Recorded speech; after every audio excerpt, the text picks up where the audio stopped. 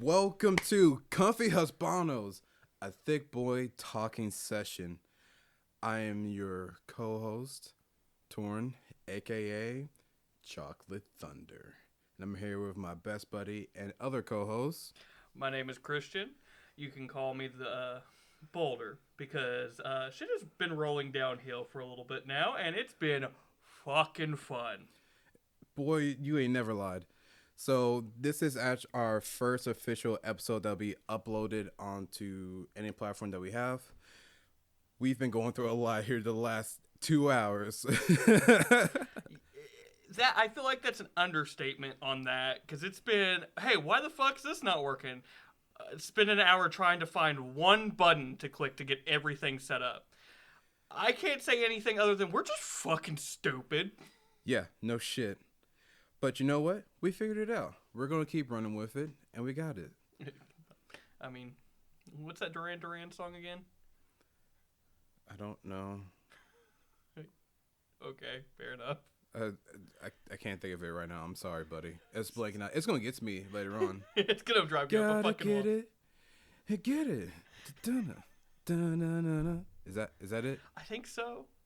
I don't remember. Dude, my brain's like fucking fried just like the outside is right now. It is thunderstorming outside right now, and we're running it right now. We're going to give you the podcast that you deserve. So... I think this isn't what they deserve, but that's what they're fucking getting. Yeah, no shit. This is quite the way to start opening for our first time meeting us. I mean, this is just our personalities. I think it fucking matches. Yes, it is. Oh, shit. So, this is Comfy Husbandos. This is our true episode 1.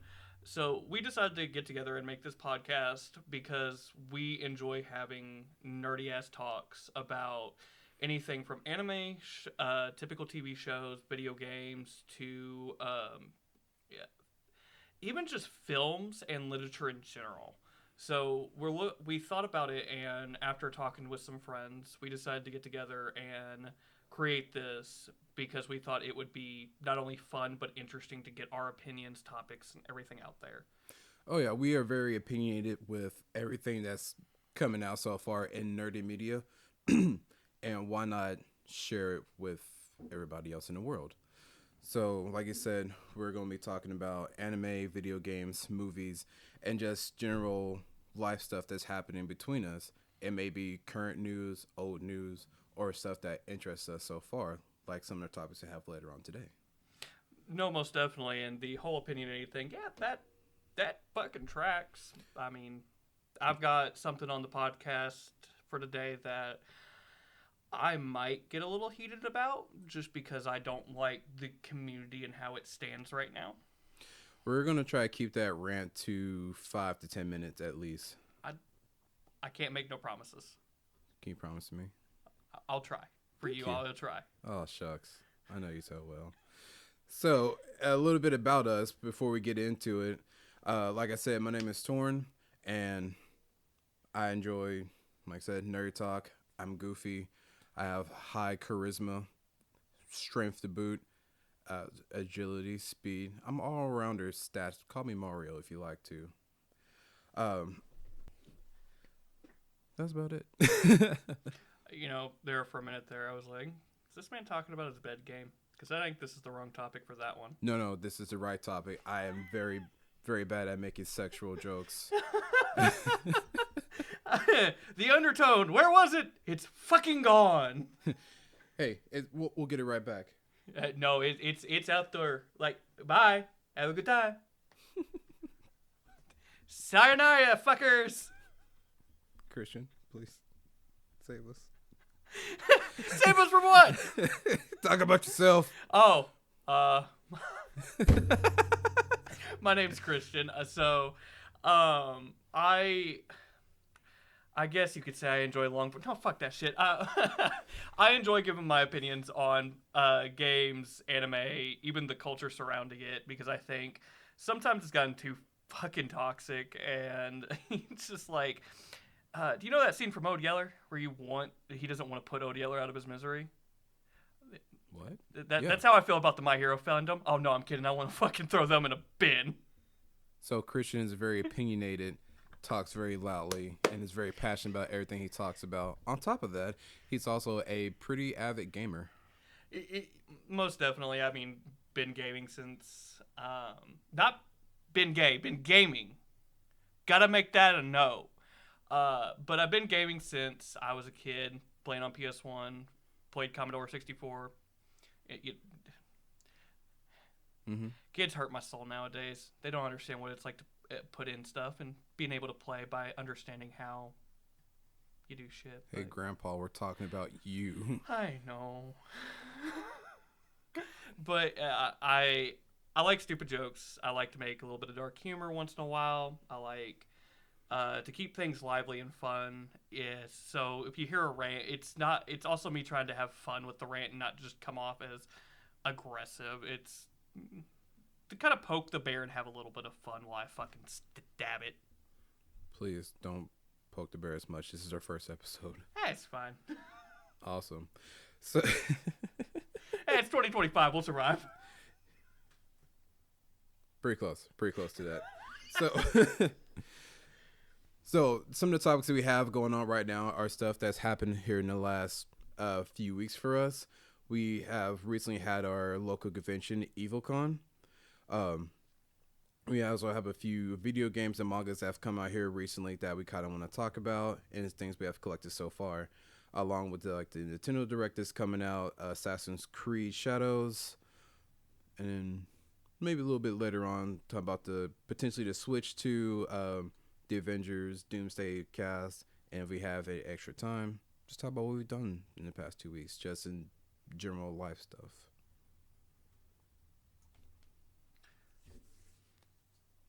Want to start with Evillecon? Yeah, we could do that. Okay. I feel like it's the biggest subject of the material, so.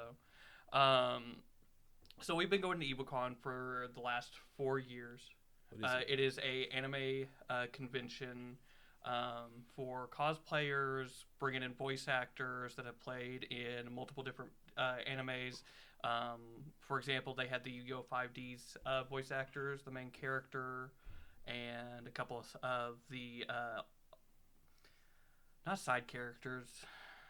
You just call them side characters. Yeah, side characters. And then last year they had, for example, the new voice actor of Gohan. So they also have a vendor hall with a bunch of different artists that sell their own materials, prints, keychains.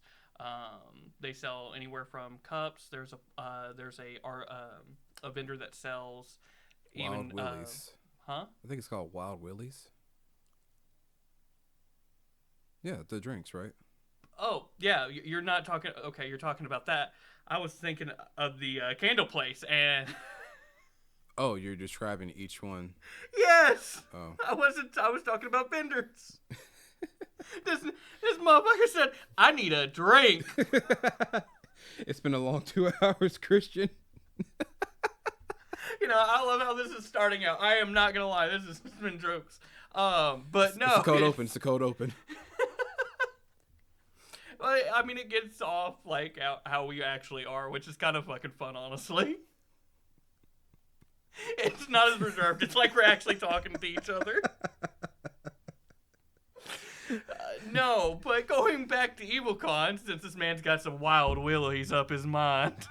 Don't talk about my wild willies. They're not pretty wild. They're pretty maintained, except for George. George is I mean, quiet. I think the name Wild gives it another take. Let's go with that. Okay. But no, so we've been going for the last 4 years, and this year was better than last year, in my opinion. I still don't think it's topped the first year I went, where they had a lot more room to do with things. I feel like there was more panels going on in general. So I'm excited for their future. I'll say that. We'll Yes. leave it up to that. So with the vendor size, the local convention hall that we have here, 4 years ago, they actually took up the entire building. So we had upstairs and downstairs to deal with all the vendors, panels, and different artists that have come through. Unfortunately, since then, we've only had just half of the building, and it's been very cramped, and there has not been quite as many panels and vendors as well to sell their stuff. So it's been kind of a it's kind of shot itself in the foot a little bit with the amount of traffic that comes through. It's still very entertaining. It's just they should have done better, and I think that the place itself was just hoping to get more money by selling one half of it just for a 3-day event, and then the other half for whatever concert or convention that might be going on just for a day. Right, because they had a Bluey thing going on Saturday and Sunday, it looked like. And I think in actuality that while helping with the venue themselves, it is hurting Evillecon. And we'll just go into it here, they are actually no longer going to be at that location. They are moving to the Owensboro Convention Center. And I think, while yes, the name Evillecon is in reference to Evansville, I think this is the best move. I think they'll have more room. I think they'll be able to get more vendors. I think they'll be able to have more panels. I just feel like they'll be able to do more. Yes, the Owensboro Vendor Hall, the Owensboro Convention Center is probably like 3 times the size of the current event hall that we have here in Evansville, and it's amazing. That's where they hold the OMG Con, the sister event to Evillecon, and they kind of do the exact same things, have a video game hall, vendor hall, and all that stuff, but there actually are bigger auditoriums to house everybody. So like Christian said, the name, I think they should keep the name. It's heritage at that point. You know, you stuck with it. I don't think there's a point to change it. It creates an idea of what it already is. Yeah, like it's one of those things that like, hey, just because we move location doesn't mean that we can't keep the name itself. Like it's buried into it, plus all the advertisement for it. It's Evillecon. That's all. It's what it is. Just no matter where the location is, as long as we represent what it is. Right. Unlike some people who say like, oh man, they went to that Comic-Con. It's not the Comic-Con, but places around in bigger cities like LA, New York, or even smaller like Nashville, local stuff. Everybody's like, oh yeah, they went to that anime convention. Oh, they went to that Comic-Con. It's not Comic-Con. It's LA Con. It's Tennessee Con, or whatever they might want to be. Right. And it just makes sense to keep it because you don't want to create confusion for later on. No, correct. And like we said before, with the vendors, I think that's be the best bet for them. And we've met quite a bit different vendors this year. Most definitely some that I think could have fun friendships coming out of it because like we've had seriously good conversations with all of them. No, without a doubt. And actually, since starting this podcast, normally we're just attendees. We go around. We still actually talk to a lot of the vendors. They're there for the purpose of selling stuff, but they're actually really cool people. But this time around, we've actually talked to them and got a lot of shots and videos of their product that they're selling. And we've met quite a few cool people and actually a lot of different side jobs that they do. Most definitely. And like we'll get to with one of them, there's a good chance that we've created honestly a good friendship with him. And the thought of like even being able to play games with him and stuff like that would be even dope. Oh yeah. Do you want to talk about Angelic Coffin? We can most definitely. Yeah. So they are the ones that sold the Elden Ring merch, if I remember correctly. Yes, all the FromSoft franchises stuff, right? Yes, they were selling FromSoft memorabilia through either charms, art prints, stickers. They had a couple other things there. It was a lot of good artwork, honestly. And one thing I'll definitely say, it was fun talking to somebody about FromSoft and hearing her genuine reaction to a fan and seeing that she didn't get many of that. It was really nice and refreshing. I honestly talked to her for I think about 15 minutes just about Elden Ring in general, and it was really dope. I bought a couple of charms from them, and then I also got a couple of stickers. My favorite being it's Curse You Bell from Elden Ring, and it shows him flipping off Bell, and it is the funniest thing to me. They seem pretty cool. The only thing that I bought for them was out of their bargain bin, and I'll post a picture of it a little later. No, actually, I have a picture of it on our Facebook. Yeah. Subscribe to our Facebook, please. We need the followers. But it's like it's a little pendant. It's had rose and skulls in it. I thought it was really nice. Yeah. By the way, he's not joking. Facebook's got a gun to our head right now. We don't. If you guys don't help us out, they will hurt us. Oh, that was yes. Sorry, Mr. Facebook. I didn't mean to. Yes, no, please subscribe. It's okay, Mark. We're fine. Everything's fine. We'll have you covered. I don't have him covered.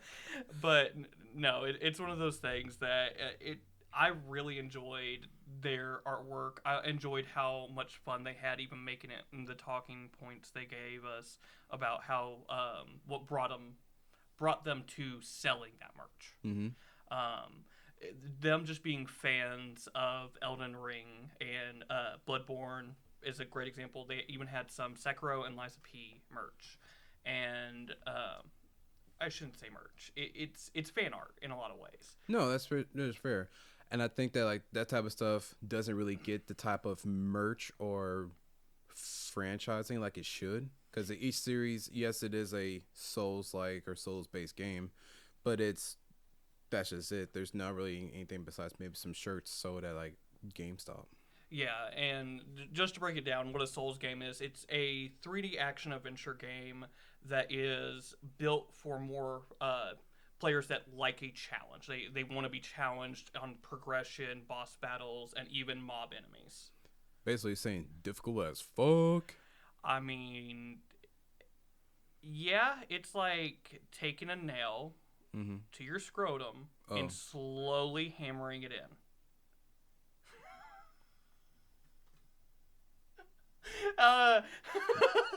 in. Your face is so priceless. I love it. But in the games, you practice and you get better, yeah. But each time that nail goes in a little bit further, it's like, you like this, right? You like it, right? Come on. You could have said you anal. like it. You could have said anal. You could have said hot candle wax. You could have went more sensual. You could have done anything, but you said a nail through the scrotum as if someone's going to find that pleasurable. This is not the Pain Olympics. I have never seen the Pain Olympics, and I'm thanking God for that. Boy, the amount of shit. I mean, in reality, though, it's not as simple as, going in raw. It is definitely, you gotta, you ease your way in, but sometimes it's like, this is really painful and it won't stop.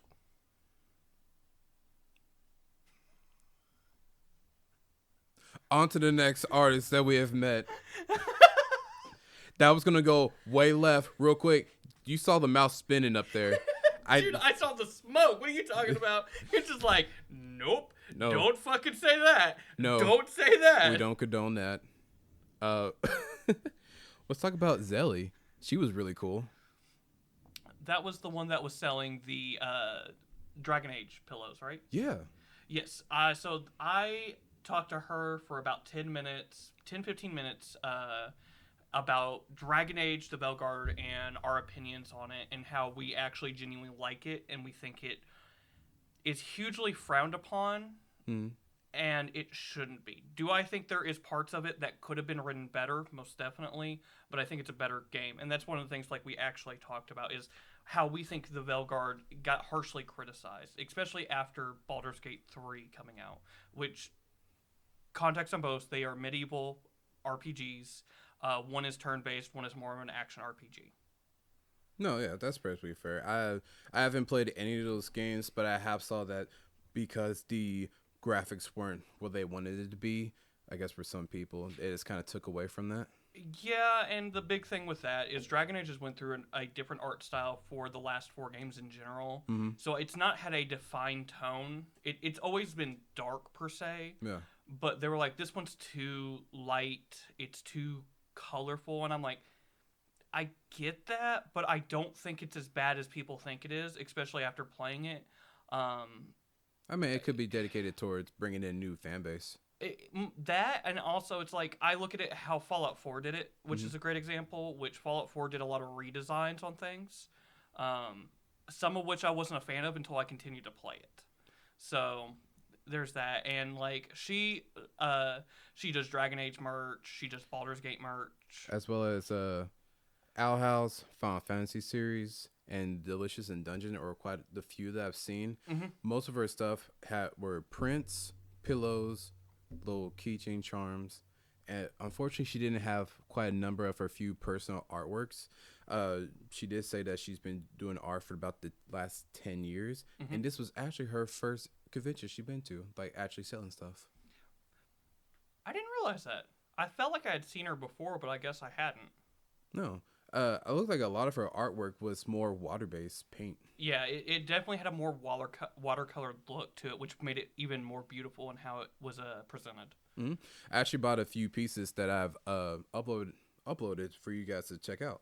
I got the Owl House of Edna and Rain together, and it's gorgeous. Also, one of her art pieces she had got is called The Woman's Fury. I hope I got that right. It is a woman wrapped in a tiger's pelt, and it kind of like brings back, and each echo is like just her emotions coming out further and further.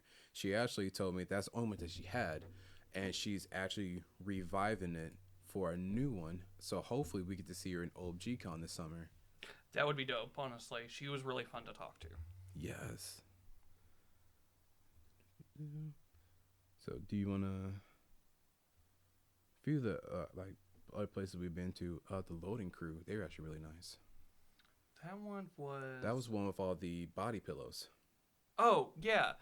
Which we've actually talked to the guy that completely runs it. He actually does a Pokemon D&D session, and he has it on YouTube. I cannot for the life of me remember the YouTube's name though. It's called the Loading Crew. Is it just called the Loading Crew? Yeah, I'm not sure if the booth is called the Loading Crew, but that's what I remember them as. Yeah. And a lot of stuff they sold are mainly body pillows and wall scrolls. You continue. Yeah, unfortunately, the owner, he wasn't in today, but we did talk to a few of their crew members and got a couple of pictures from them. One of them is actually a VTuber. His name is Rainer Falls. He's actually a really cool guy. He actually had his first time merch sitting there available. I think it's like $20 for an acrylic stand. I think 20 or 30 for a wall scroll. I say, man, he's been doing it for a while now, and I check out some of his videos. He's actually pretty funny. Yes, and if you do want to if you are a fan of what is Matthew Mercer's Critical Role? Mm-hmm. If you are a fan of Critical Role, and you like watching people play D&D and stuff, For the owner, right? Yes, that's what I was getting to. This is their YouTube channel is called The Loading Crew, and they have a D&D Pokemon style adventure that they do. Yeah, I'll listen to a couple episodes of them. It's not too bad. Most of them are all original OCs that they created to have a little adventure. Yeah, no, and I remember talking to him. I think it was last year, and he was a really cool dude. Yeah, and they're pretty much a staple in the Evillecon and OMGCon, so we can guarantee to see them there more likely this coming up summer.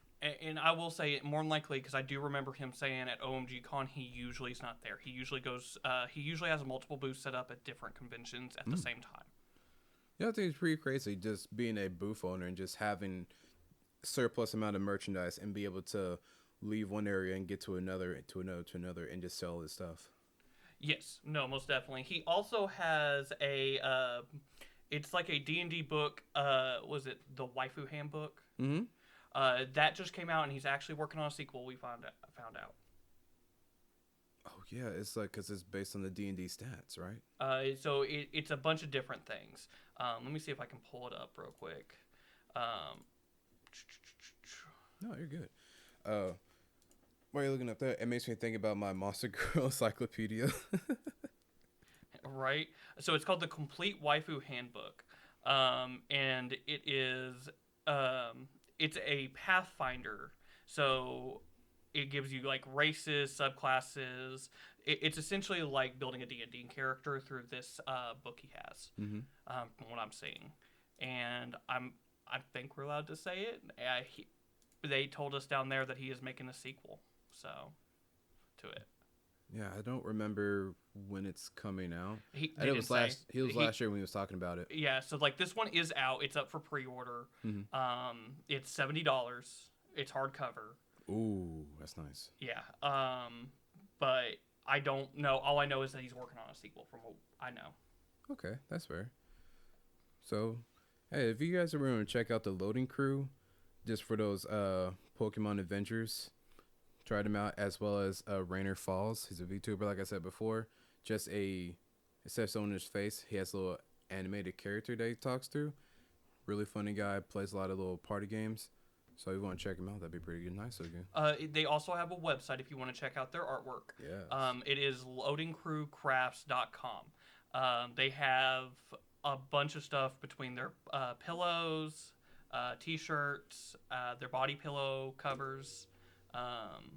So they have a lot. You can find them and definitely support them. They're all really cool people. Yes. And then speaking of all the merchandise, should we talk to the main man about Hustle Arts? We will here in a minute. I'm about to sell you something. Okay. And Bailey's going to kill me. Well, Shantae has a body pillow. On here? Yes. No shit. Yes. I do love me some Shantae. I was just looking through them, and dude, I was like, Torrin's gonna love this one. I like that there's two of them, one of which she's tied up. So it's reversibles. Oh, dear God. Yeah, it's on one side's one, and then the other side's the other. Yeah, so really cool thing about the booth is that they have all these body pillows strung up at the top of the safe for work sides. But if you go inside and look on the opposite, you see quite a bit of the sexy side for the body pillows. Yes, not all of them are risque or even that apparent. There's an Invisible Girl one. That's funny. Like from My Hero? Yes. No shit. And one side is just her gloves. The other one is her school outfit. That's funny. Hey, do I look sexy, boy? That's just her hero outfit. That's the best part about it. It's a hero outfit. Oh, I went off rails for a minute. I do apologize, but... No, he doesn't. Oh, shit. That's actually really cool. They have a Mirio one, and on one side it's his hero costume, and the other side he's facing through the backside of the pillow. And, okay. I just saw the Danny Phantom, his evil version. Dan Phantom? Danny Phantom. No, the other side, he's Danny Phantom, right? Well, yeah, he changes it. It's Dan. Danny Phantom. That's actually really cool. I like his stuff. Yeah, this they actually have really good, like, I really wasn't trying to be like, oh, yeah, I'm going to sell you guys on their stuff. But no, like, legitimately, this is either really funny or also really cool. So definitely check them out and support them. Oh, yeah, 1,000%. Oh, it's not too bad at all. Sorry, we're just cruising through these little pictures. We might mess around and buy something to come. You need to be careful, yeah. Con. Look, you need to be careful. I'm balling on a budget, bitch. I'm not saying Hey, don't call me out like that. Look, I buy cool shit. Leave me alone. I buy cool shit too. You're standing right next to it. No shit. Oh, good. But let's talk about Josh, Hustle Arts. Yes, sir. So, Hustle Arts has been a staple for Evillecon, OMGCon for the last few years that we've been going. And I think if I remember correctly, we've been going as long as he's been there. Yeah, I would say so. I think that's what he even told us. Mm-hmm. I could be wrong, and he could have been there a year or two prior, but he's not been going there as long as we had originally thought. Yeah, he's been he said he started doing like this type of artwork during 2020, like a lot of other people did. So he's for the last 5 years, I would say for sure, and I'll say he's made quite a name for himself. Yeah, and so because me and you went 2021. Mm-hmm. So his art style is very different. No, did we go 2022? I've been going since like 2018. I know. I'm trying to think the first time I went. It had to been like 2020, 2021. Well, no, because they didn't have a convention in 2020. So I've been 2021 then. I think. Mm-hmm.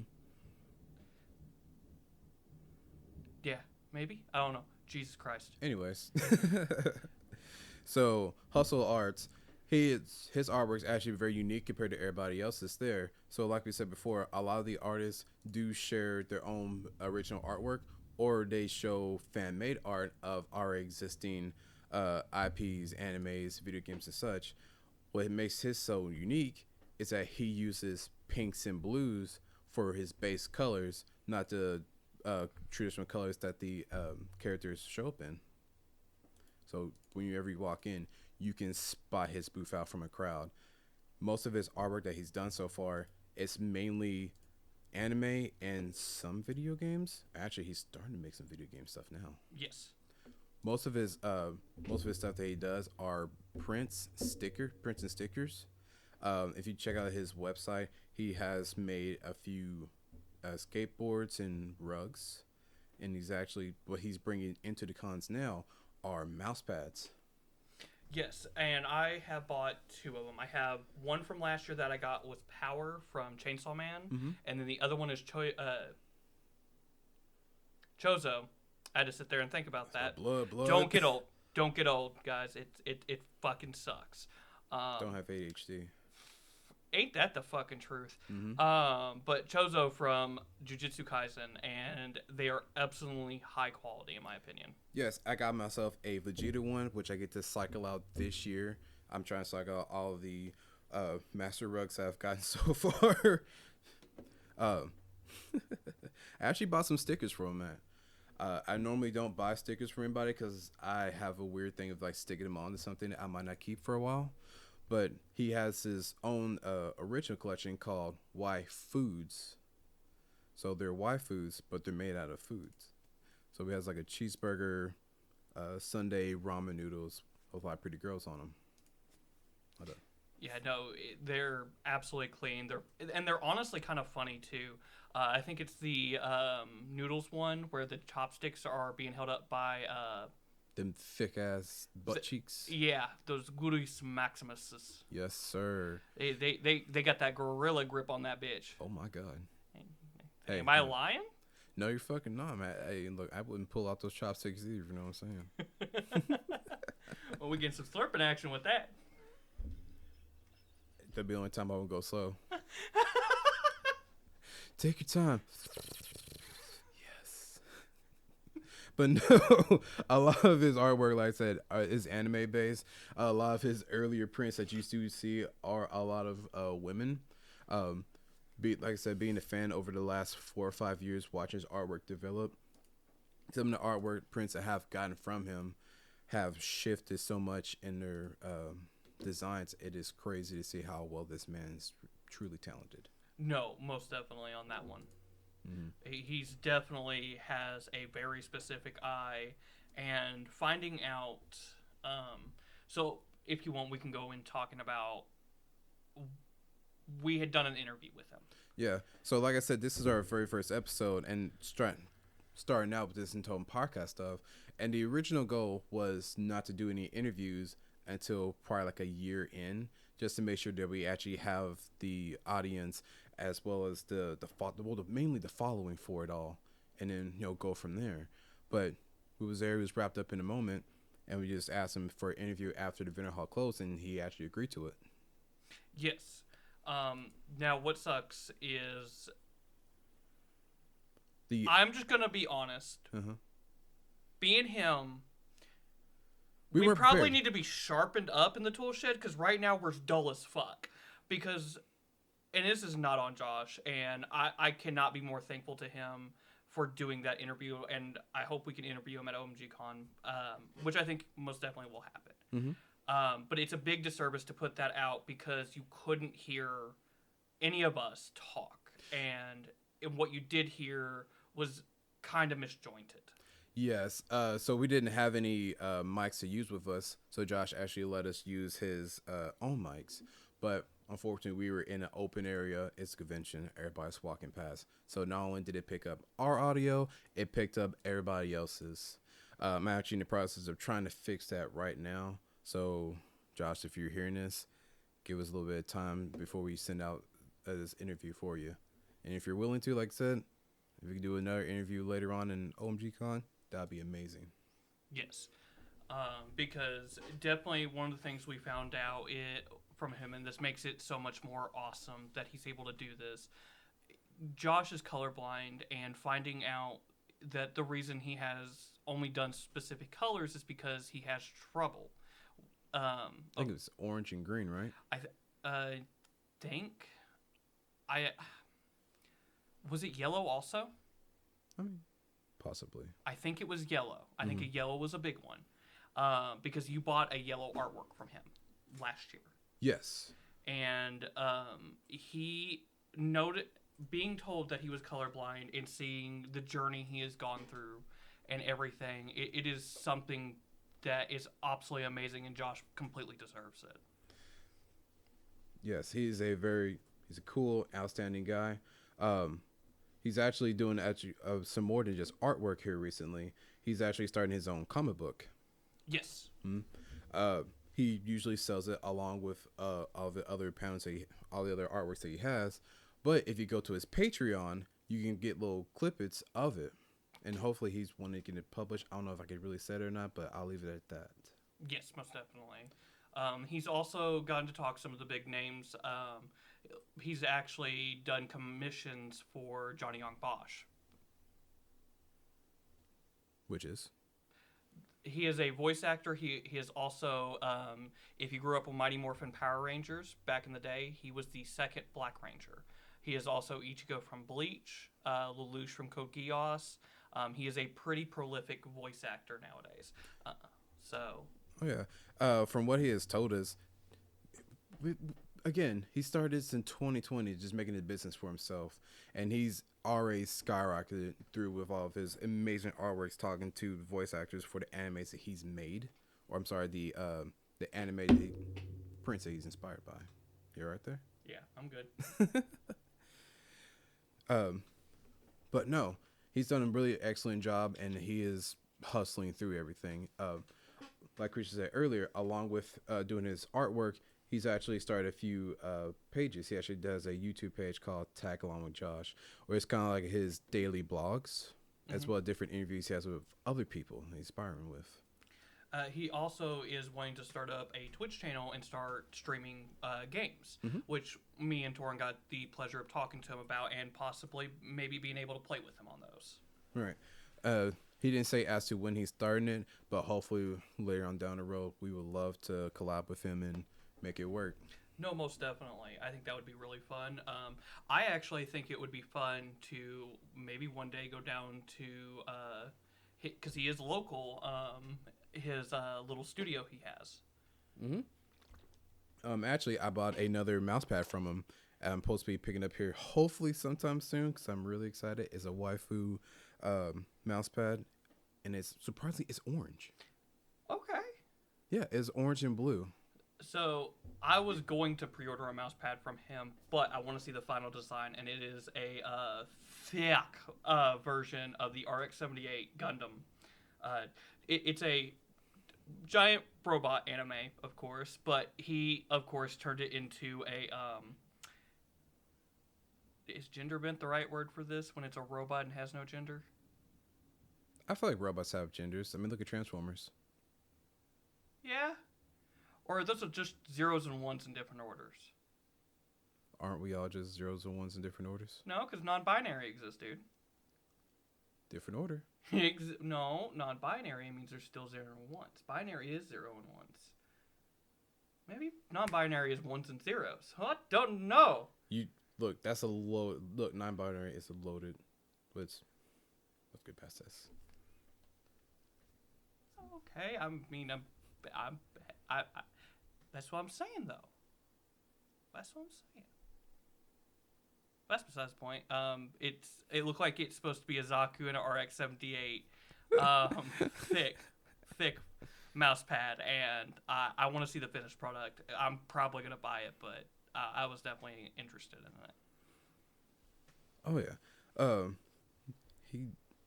Josh does a lot of amazing arts. Again, his name is Hustle Arts, And like I said, we'll be posting more pictures of the stuff on our Facebook, and if I'm able to put it into his little YouTube video, go check him out. Amazing. And then we'll have a lot of the links so everybody who's talked about here later on at the end of the video. Most definitely. Dude, speaking of like anime and stuff, I've been collecting manga like crazy. I've been noticing that.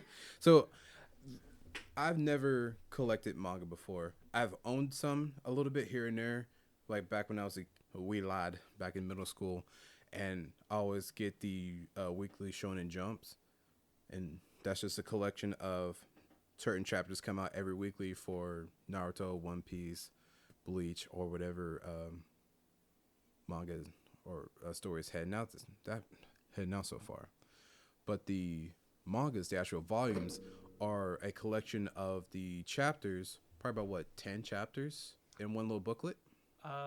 Roughly around there. Yeah, I've owned a few from the Naruto ones just to keep up, but I never had the idea of just collecting them before because there's so much. They can go up to like the hundreds if like long running ones. Yeah, that's an understatement. I think Fairy Tail's at what, like 60, 70?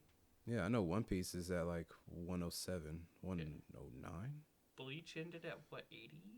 Bleach ended at 78. 78, okay. Mm-hmm. I saw it this morning, so that's crazy. But no, my manga reading has been very slight over the years. I have had some interest in reading some type of mangas, especially back during college, just downloading the manga apps when they were still in their infancy, and I was able to read Soul Eater. Okay. Yeah, so Soul Eater is one of my earlier and favorite animes. It's about a group of Meisters and their weapons going to Death Academy to defeat evil spirits. Yes. Mm-hmm. And sadly, the anime has a worse ending because the manga wasn't finished. No, so the anime ended, not, I wouldn't say abruptly, it has its own personal ending. Yes. And I mean, it's not, I would say it's not terrible. It's not as good as the manga's ending, most definitely. No, it's not. A lot of characters did not get the development they needed. No. Same with Full Metal. Yeah, the 2003 anime ended actually halfway when you start actually meeting all the other sins. Yes. Mm-hmm. So, what got me into actually collecting more manga is Soul Eater. So the last 2 years, they have re-released Soul Eater as Soul Eater Perfect, and it's a collection of 3 different volumes of the manga in one big hardcover book, and the pages are actually like the picture pages, so they're smooth to the touch, and it's just for their anniversary, I believe. Yes, because a lot of them have been doing that here recently with Trigun, Mm-hmm. Berserk, and Hellsing have all done that now. Oh yeah. What is it, like eight chapters over there, or 8 books? 18? 17 for the Soul Eater Perfects. And actually, surprisingly enough, they redid the Soul Eater Not, which is a prequel series to the Soul Eaters. But it's only prequel being about a year or so with different Meisters and their weapons. Yes, and it's a little bit more on the comedic side. I think it focuses on more of the female cast too, if I remember correctly. More of a is it shoujo? I think so. Yes. So collecting that, I was really excited. I want to read through them again because the story takes a huge turn compared to the anime. And if anybody's ever a chance to read through it, I'll say watch it first to get the voices and everything for the characters, and then read the manga because it's so amazing. Yes, no, Soul Eater is absolutely fantastic, and I would definitely recommend Fire Force also go with it, which is from the same creator. Yes. What is the creator's name? Great question. Let me find out. So while Christian's looking that up, I actually, because of Soul Eater and they're the same creators, I actually collected all of the manga for Fire Force. And Fire Force is a newer anime that's come out here in the last three years. Mm-hmm. Yeah, with 2 seasons under his belt and one more coming actually in April. So Fire Force is a prequel series to Soul Eater by, I do believe, 200 years. So the Fire Force centers around a Fire Force centers around a new Tokyo to where people spontaneously combust, and they send out firefighters to go save them. Whereas there are a special task force of firefighters to go and put out these spontaneous combustions and figure out what's going on behind the scenes. The best way I can describe it is, what if fire was alive and a demon trying to kill everything in sight? It's its own entity. In literal sense, a lot of the times fire is shown as more of a being rather than a force of nature. Mm-hmm. And speaking of force of nature, it's actually really cool that some of the members in the Fire Force communities, they actually have fire-like abilities and actually go through 3 different generations. The first generation being non-pyros, so they don't have powers at all. They actually just come in water hose ablazing to put out fires. The second generation of Fire Force fighters are actually those who can control fire. They cannot start their own fire, but they're able to control it. And then the third generation are those who can actually start their own fire. Yes. I did put his name in the document. I don't want to try to pronounce it because I don't want to be disrespectful, but you can if you want. Fuck. So, no disrespect. But looks like the creator's name is Atushi Okubo. Kubo? Kubo? I don't know, and I feel really bad even trying to pronounce it, honestly. Look, the attempt is there. There's no disrespect. We're just bad at names, especially me. Especially names that we typically are not familiar with. No, but he's an amazing manga artist. Artist and writer. Oh, okay. He does both. Too. Nice. So both Fire Force and Soul Eater was written and created by him in general. I do like that his artwork is done, because a lot of the manga artists that we are in talks down, they're like Oda, completely tired. Mm-hmm. Well, I mean, we lost a legitimate goat in the anime community, and that, of course, would be in Akira Toriyama. Yes, he's the. If you ever heard that name before, he is the creator of the Dragon Ball franchise. And he is not just Dragon Ball; he is also Dragon Quest. He was Chrono Trigger. He has done so much for not just anime but video games and honestly communities in general. He had a lot of influence over in the West in movies and TV shows. Oh yeah. For anybody who's not a huge fan of anime like that, you've definitely heard of Goku. Yes. There's plenty of people, but he is the grandfather of shonen anime. And when we say that, it's not like he created shonen, but he popularized it so much it basically caused the birth of stuff like Bleach, Naruto, One Piece, which is the big 3, son. Exactly. And do you know why that's the big 3? Yes. Because a lot of people don't. Tell them. So the big 3 it's not referring to the anime, it's actually referring to the manga in the publication through Shonen Jump itself. Manga during that time, especially shonen, was not doing so hot. But once they started to get Bleach, Naruto, and One Piece, it popularized shonen to such a degree that they were seeing record numbers through those 3 manga alone, even if it was just the chapters being published in Shonen Jump. Of course. And once they started getting animated and showing on TV, it truly took off. There was not a person, I would say, in the early 2000s to 2010s who did not know Naruto, Luffy, or Ichigo. And if you were not a fan of anime, you at least know one of those names. Yes, and I do love the fact that people are like, if you watch Naruto and all that, it was anime, that was your first introduction. But I want to throw a caveat on there. How many of y'all motherfuckers watched Pokemon growing up as a kid? Don't call them motherfuckers while you're asking about nostalgic bait. Well, no, because a lot of people don't consider Pokemon as anime. And I mean, it is very kid-like, I guess is the word I'll use. But Pokemon is an anime, and it literally started a whole generation introducing. Now, if you didn't move on from there, that's another different story. But if you say Naruto was your first anime, or Bleach, or One Piece, but you watched Pokemon before that, Pokemon was your first anime. No, that's Pikachu is your little friend forever and always, and he's been there watching you through all of it. just in that Game Boy sitting in the closet. Change the battery out. Sell it. It's worth a lot of money nowadays. God, why are Pokemon cards so expensive? Because Nintendo No, don't blame Nintendo. rules the world with Pokemon. No, I mean Pokemon is the #1 franchise in the world. You are right. And what makes this even funnier is now companies again cannot keep Pokemon cards on shelves. What was it? The Hidden Fates? Hidden Fate. I think so. It's Hidden Fates, something like that. Yeah.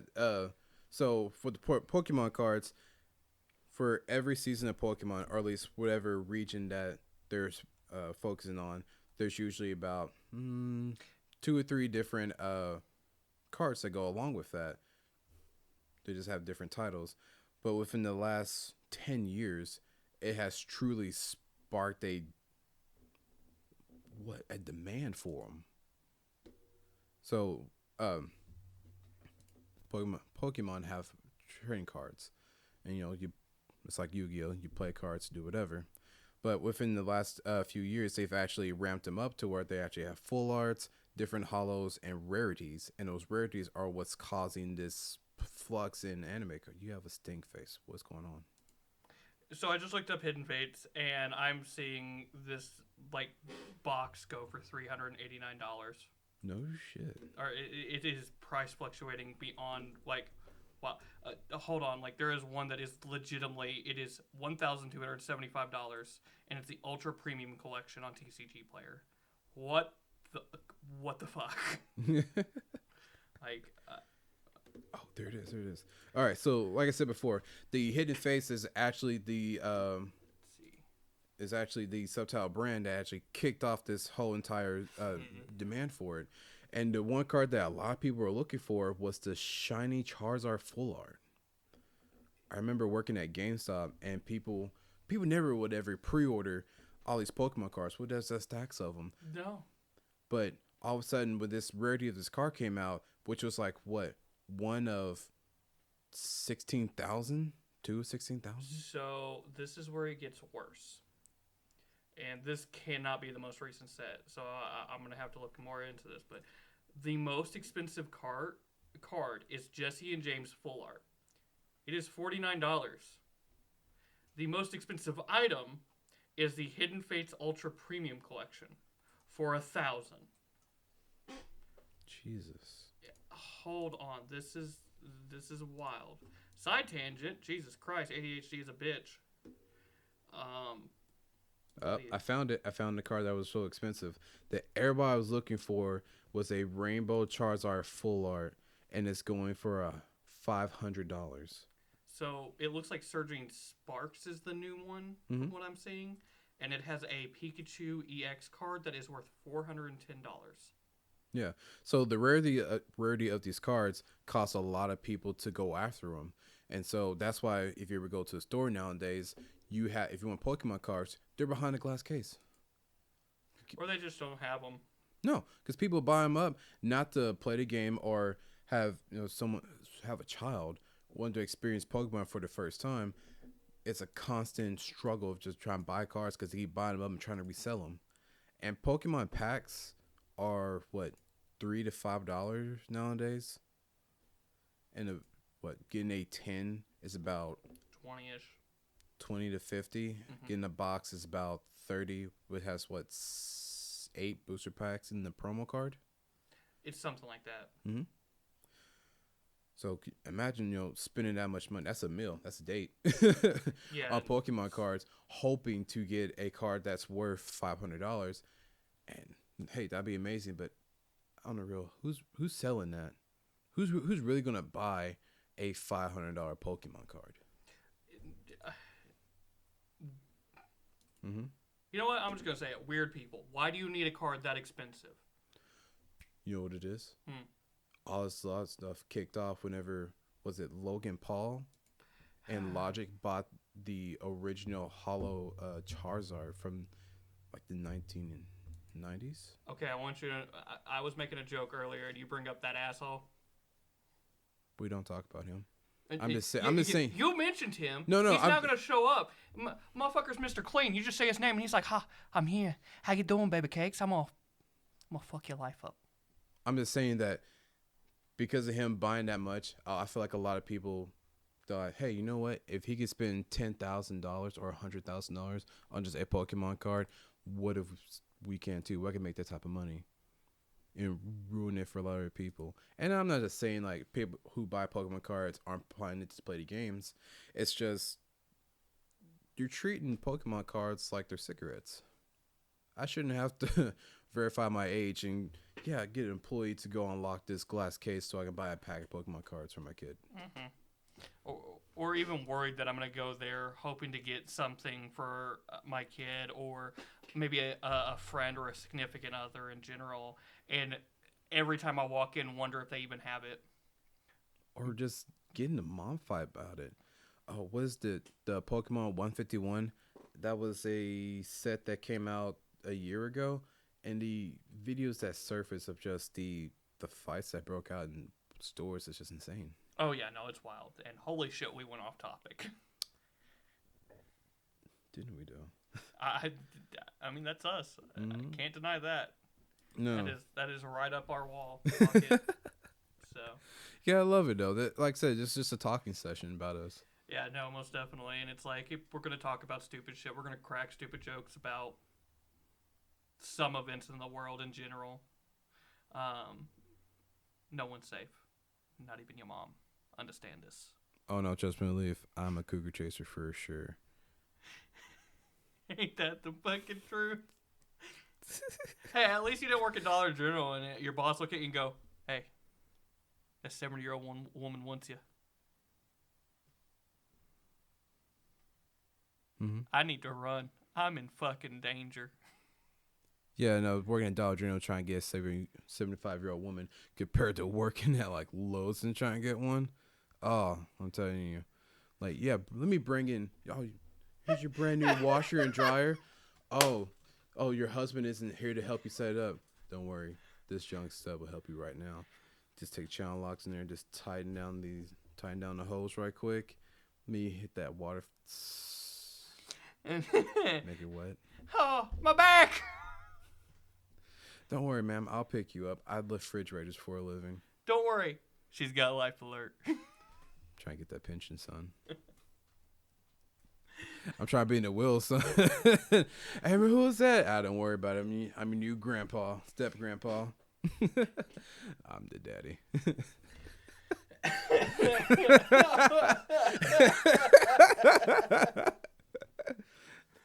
Oh, fucking shit.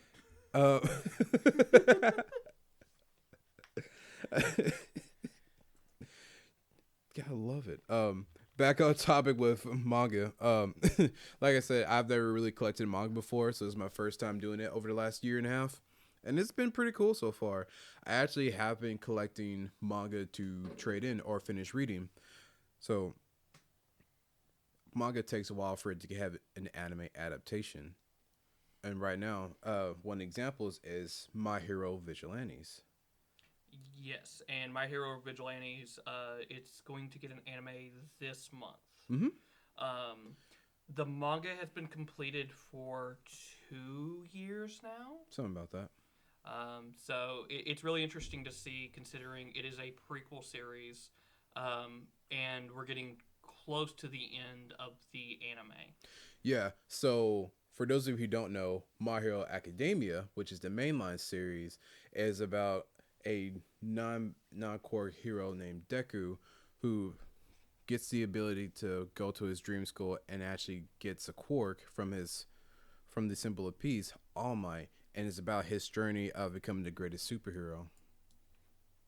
While, like I said, Chris said, the mainline series has finished completing on the manga side. the anime adaptation should be wrapping up here, actually kicking off for its 8th seasons, hopefully this year. Yes, we're getting. They just announced the final season. Okay. So Vigilantes actually takes place 5 years before the mainline series.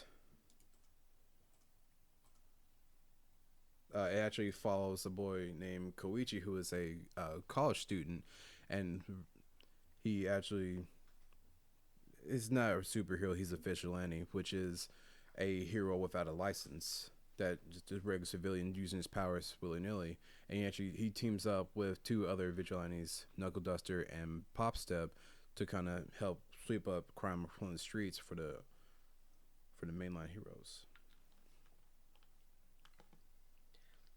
Yes, and his power is actually kind of unique because essentially what he does.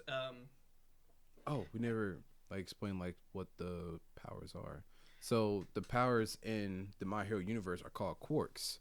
So when people are born, they're born with a special ability. For us, regular people call them powers. For them, it's called quirks. And 85% of the world is the population has a quirk. And it can be arranged from different things, from normal stuff like superhero, like strength or flight, to even explosion with your sweat. I don't want to think about that in bed. Talk about an explosive finish. Yes. hey, man, you have to activate your cord after a while. By the point you're doing some adult stuff, you have an understanding of how your powers work. Baby, I'm gonna finish with a bang. Now get the fuck out. Besides that, best way I can put it, it's like if you've seen Marvel and you've seen how there's only a certain amount of superheroes in the world, most people are civilians, whereas the 5% are superheroes. In My Hero, reverse that number. Everyone is super. It's only a minor amount of numbers that people don't have powers, and they're considered anomalies in the world. Oh yeah. So, and what's really cool about it is the fact that since everybody has a superpower, you can go about your main dang day. Get up, go to work, do your 9 to 5, come home, cook for your family, and just be fine. They actually made being a superhero an actual job. Yes, and not everyone is a superhero in this world. Not every quirk is the same way. You have quirks that are as mundane as you could think, like blowing bubbles out of your nose or something like that. They're not going to be as extravagant as just super strength or firing fire out of your fingertips.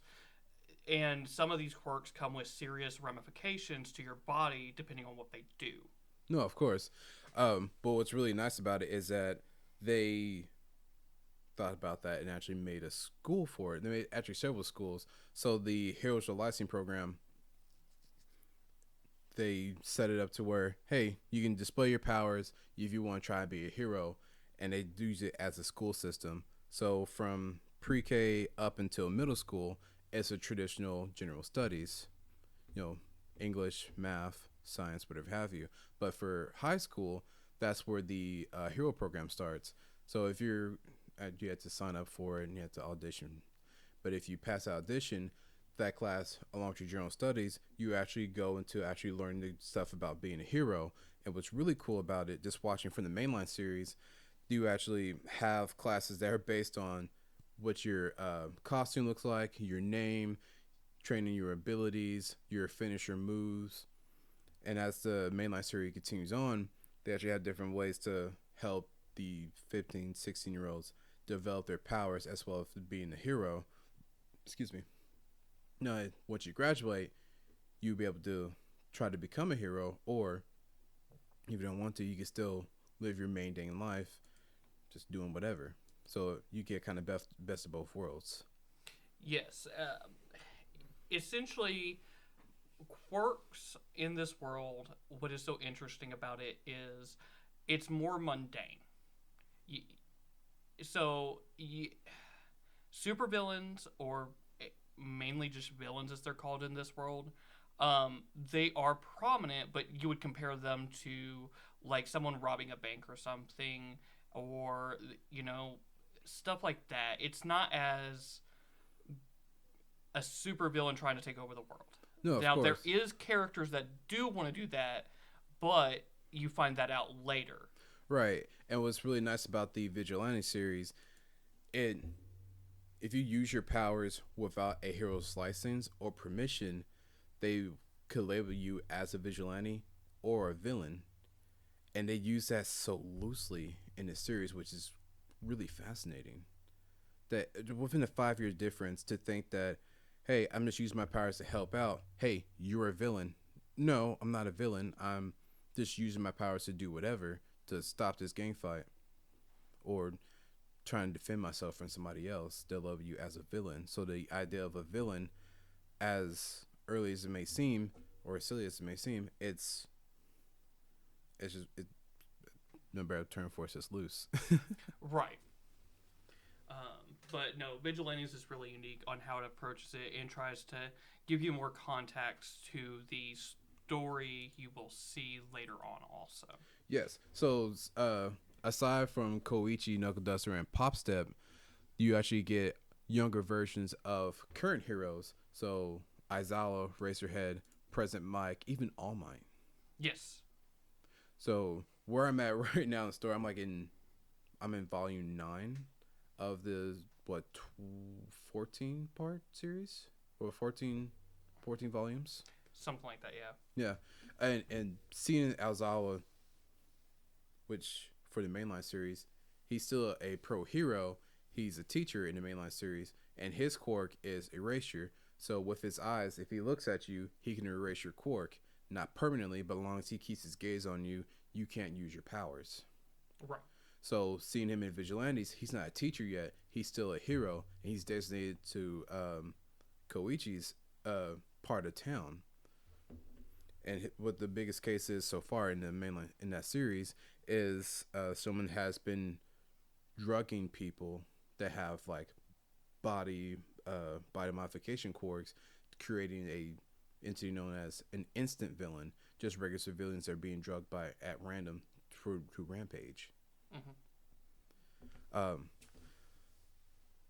What I like about seeing a lot of the earlier characters is you get to see like their personalities, because like I said, in the mainline series, it's focused on Deku and everybody else in the school and what's going on with the villain going on there. But in this one, it's more of a slice of life feel to it. So you get a lot of their backgrounds, you get a lot of their likes and dislikes and their main dang topics, and you get to be more personal with these heroes. It's how My Hero first started, with the first 3 arcs, I would say. Because you got the first arc, which is them just basically being in school, getting the understanding of the world. Yes. The second arc is the training arc, and I think the third arc is their tournament arc. Yes, the sports festival. Yes, because the second arc is essentially just them training. You get more time with understanding the powers and stuff like that. Right. So watching the mainline series, like the first 3 seasons, you get to understand like what it's like to train up your powers, train up your quirks, and try to become a hero.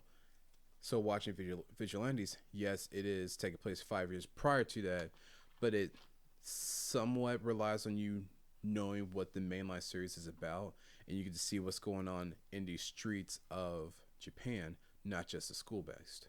Right. So that's really fun, and I hope whenever it finishes, when I finish reading the manga and watching the anime, I will be blown away. And so far, looking at the pictures for it, the images are really nice. I can't remember who's animating it so far.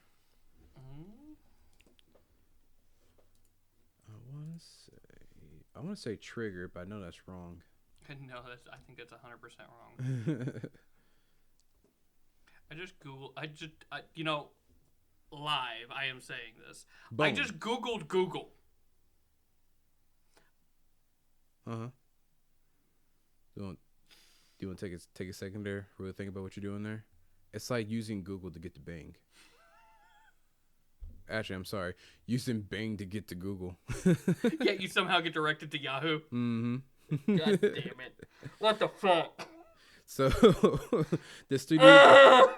Calm down. Oh, the site can't be reached. No shit. The studio that's producing My Hero Vigilantes is Bones. I think that's the one that does My Hero also. Yes. Who else has Bones done? 'Cause they've done quite a bit. Because I want to say they took over My Hero the last few last few episodes. Sorry, last few seasons. So, let's see. So they did. So Bones has done My Hero. Mm-hmm. They've done Full Metal Alchemist. Okay, yeah, so that goes right. They've done Mob Psycho. Uh-huh. They did an anime I absolutely love, Darker Than Black. Oh, they actually did the Cowboy Bebop movie. They did Wolves Rain. Oh. Mungo Stray Dogs. Mm-hmm. They've done a lot, actually. Oh, they did Blood Blockade Battlefront? Hell yeah. Hell yeah. So pretty much everything we're reading right now, these are really solid animated animes. Quite the depth, quite the story to them. So if you get a chance to, some of the animes that we talked about are really popular ones, I'll say give them a shot. And some of these are actually really good first-time anime viewers, especially Full Metal Alchemist. Full Circle, Soul Eater, also. No, there it is. Oh, they did Erica S7. Holy shit. Nice. Man, this is a cool rabbit hole to go down. Oh yeah. Now that's wild. They did Hello Kitty. Talk about original anime before anime. Yeah. Yeah, holy shit. This is kind of dope. Comes full circle again. Right. Nice. Speaking of full circle, do you want to kind of talk about some of the video games you've done so far? Yes. So I will start with, I've been playing I guess I'll call it a little game. Not so little, I guess, in actuality. Mm-hmm. But it is Ubisoft Quebec's next installment in the Assassin's Creed franchise, and that would be Assassin's Creed Shadows. So Shadows is a open world stealth RPG set in Japan during the Oda Nobunaga's reign of Japan. The year it takes place is 1579. Mm-hmm. I don't know if it goes any further than that, but that's so far what I've seen. You play as a character named Naue, who is a shinobi from the village of Igai. You watch in the opening... What was that face? No, I'm listening. Oh. Well, like you got stung in the face. It's my listening face. Your eyes went wide, and I was like, what'd I say? Hold on. You have my full divided attention. Sorry, undivided attention. But, no, so you play as Naue. She is from a village called Igai, which is... in the opening being attacked by Nobunaga and his army, where you actually get to play as the other main character, Yasuke. Yasuke is the retainer for Nobunaga, who his story is not fully known. And what makes it super interesting is he was a slave brought by Christian ministers to Japan, and Nobunaga took interest in him because of his skin. Because they had never really seen somebody from Africa. So Nobunaga took him in and trained him in the ways of the samurai. One thing people don't know or talk about is Nobunaga actually stripped. Samurais were something that was tied to familyhood. So usually wealth or rich families usually were tied to the Daisho samurai groups. And Nobunaga actually broke that down, and samurais became more of a soldier platoon in a lot of ways. Not a lot of people like that. Nobunaga is a very conflicted and character in Japanese history. And I kind of like how they approach him in this game, because he isn't... So wait, are you saying that Fukunaga was a real person? Oda Nobunaga was a real person. He actually was the leader of Japan for a while. Right. And you actually start at the time where it leads to his death. Okay. I won't get too far into that because that is the end of chapter 1, which I just finished. I'm now in chapter 2. Mm-hmm. But it does something interesting I was kind of caught off guard with. I will say that I love the open world. It is absolutely gorgeous to explore. It's breathtaking in a lot of ways. I think the stealth in the game is absolutely fantastic. I've gotten some of the honestly funniest stealth kills I could ever think of, because now the game uses a light and dark element. So if you're in shadows, you'll have an eye meter that shows like you're in the light, and if it's blacked out, then you are completely hidden in the shadows. You can also go prone now and actually crawl through tall grasses under certain areas to like get to another area that might help benefit you to get a stealth kill or get to your objective. Yasuke, the other character you play as, is a samurai. So he is more of a tank. He is running through doors, he's running through people, but he's also taught in different weapons. So he uses a combo stick or his katana. I can't remember the other weapon's name off the top of my head. But honestly, I like earlier today, I was playing it before we came over to record this, and I literally, so he gets a kick, which is one of his signature attacks in the game. Right. And I literally kicked a guy through 2 of the doors. I watched his body ragdoll through them and just fall, and it was the funniest thing. Hell yeah. I also kicked a lady so far off a cliff, I don't know what happened to her. So, like, I'm having these funny moments, but I'm also thinking these stories. So this gets into a little bit of the critiques critics are having of the game, and also a little bit of the controversies with the game. So before we get into the controversies, how do you feel about using so how do you feel about this Assassin's Creed compared to the last few for the would you call like the reboot series? So it would be more or less a reboot series, and this kind of leads into what will be the critiques and stuff like that that people have. So I'm enjoying Shadows more. I'm enjoying it as much as I enjoyed Odyssey. I really enjoyed Valhalla when it came out, but I also fell off of it really quickly because of how the mission structure was designed in that game. I think it's good, but its mission structure in Valhalla is more of like every time. So your main missions are actually divided up into regions, and it plays out more like a season of a TV show. Is the best way I can put it.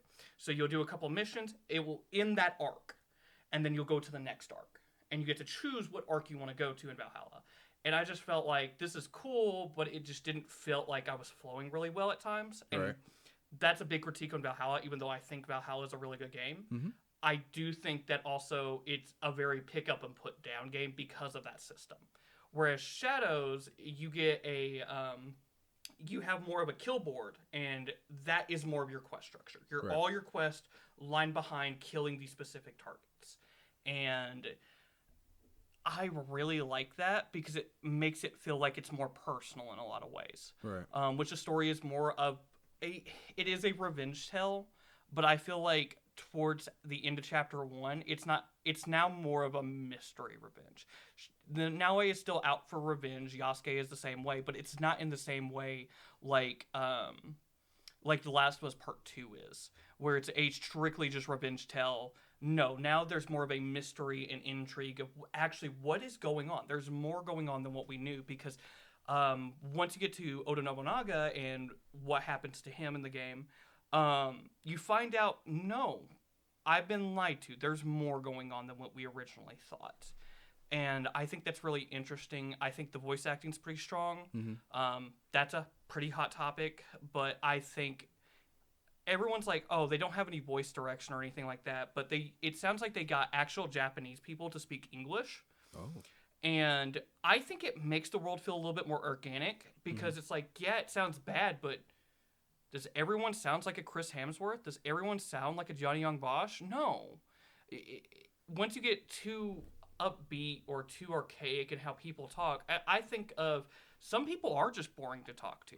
You're not going to want to talk to them in real life. And I think that actually works in the game's favor because it's like it feels more real. Because I'm sorry, but a farmer, is he going to sound like he's having is he supposed to have an interesting voice? Is he, No, I mean, it's an NPC. Yeah. So he's just there for 2 or 3 lines of dialogue and to push on.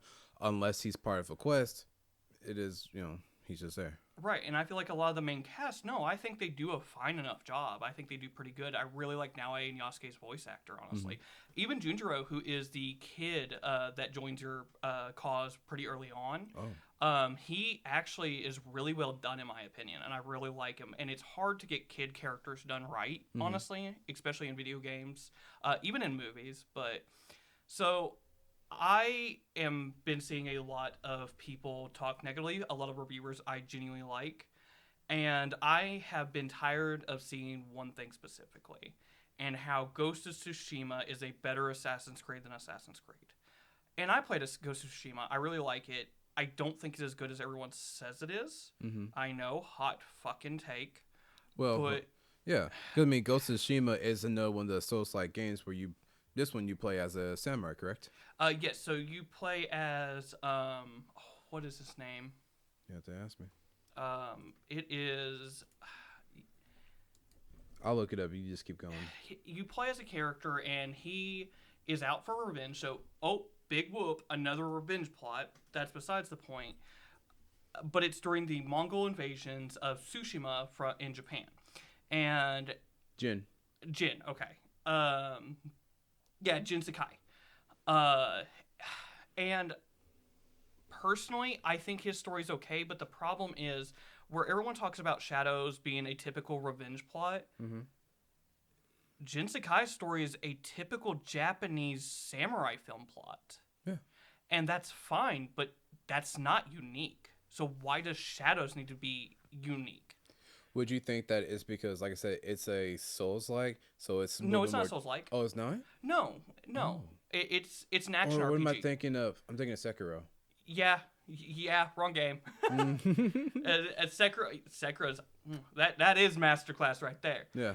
But no, so Ghost, a lot of people have problem. It started with Yasuke being introduced into the game instead of a Japanese samurai, and I think that is a stupid argument because Yasuke was a real figure. They had actually nothing to go off of, so they had a little bit more leeway to play with his story. Yeah. We've had Afro Samurai is a anime based around, in air quotations, based around Yasuke, because his story is not fully known. We know he's a retainer for Oda Nobunaga. We know that he was brought overseas by more than likely Christian ministers to talk to Oda Nobunaga and get free reign to walk around. Yeah. We know that Nobunaga took interest because of his skin color. He had never seen somebody like that.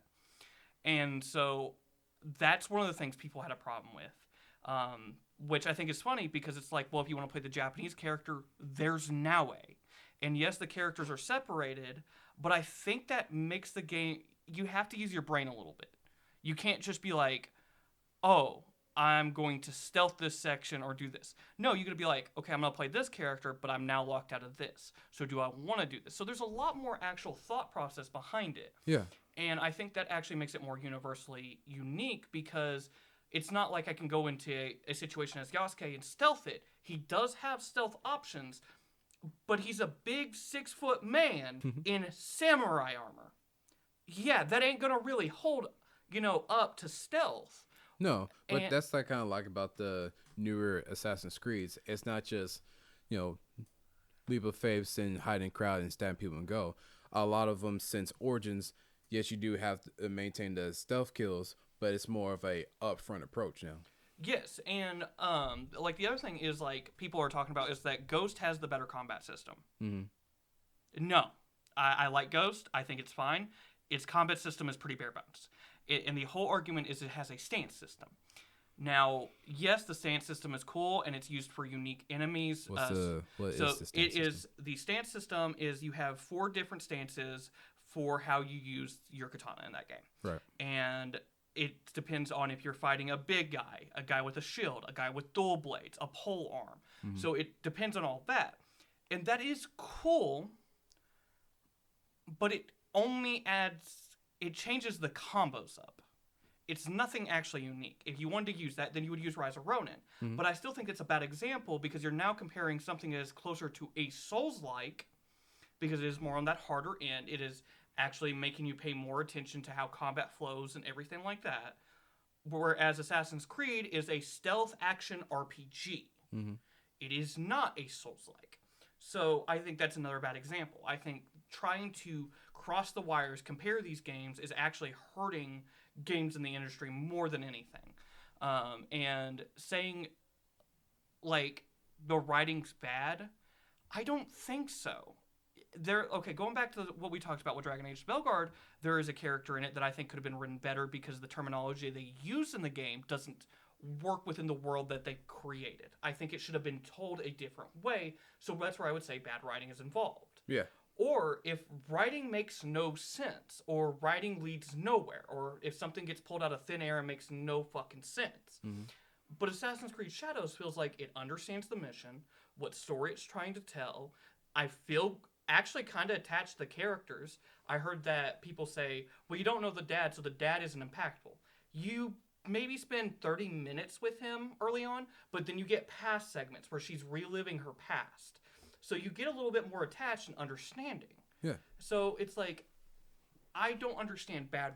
I guess I'm just stupid and don't fucking understand good writing or don't understand bad writing. But here's the thing. My game of the year was Alan Wake 2 back in 2023, and I think it is a masterclass game in writing. I think what it is games nowadays is always, and I always talk about this, it's always based on graphics or just, oh, the mechanics are great. No one cares about the story anymore. It's always just what's the next like feel to it. What's that serotonin. I gotta get it. So a lot of games that are more story based and sometimes minimize on the action part, trying to get left in the dust because they're not for the masses. Right, and well, the big thing with Assassin's Creed is everyone fucking hates Ubisoft right now. Mm-hmm. Like, to the point, it is fucking insane that people are asking for this company to close and people to lose their fucking jobs. Yeah, no, don't do that. They've been giving us Assassin's Creed since we were, what, elementary school? The first Assassin's Creed came out in 2007, if I remember correctly. Mm-hmm. And Assassin's Creed used to be a yearly release game. So after Assassin's Creed 1 came out, there was an in-between time, then 2, but then we got Brotherhood, Revelations, 3, 4, Rogue, Unity, and Syndicate, almost all back-to-back in so many different ways, and that's not including spin-off games. Dude, you were pretty spot on there with the titles. Yeah.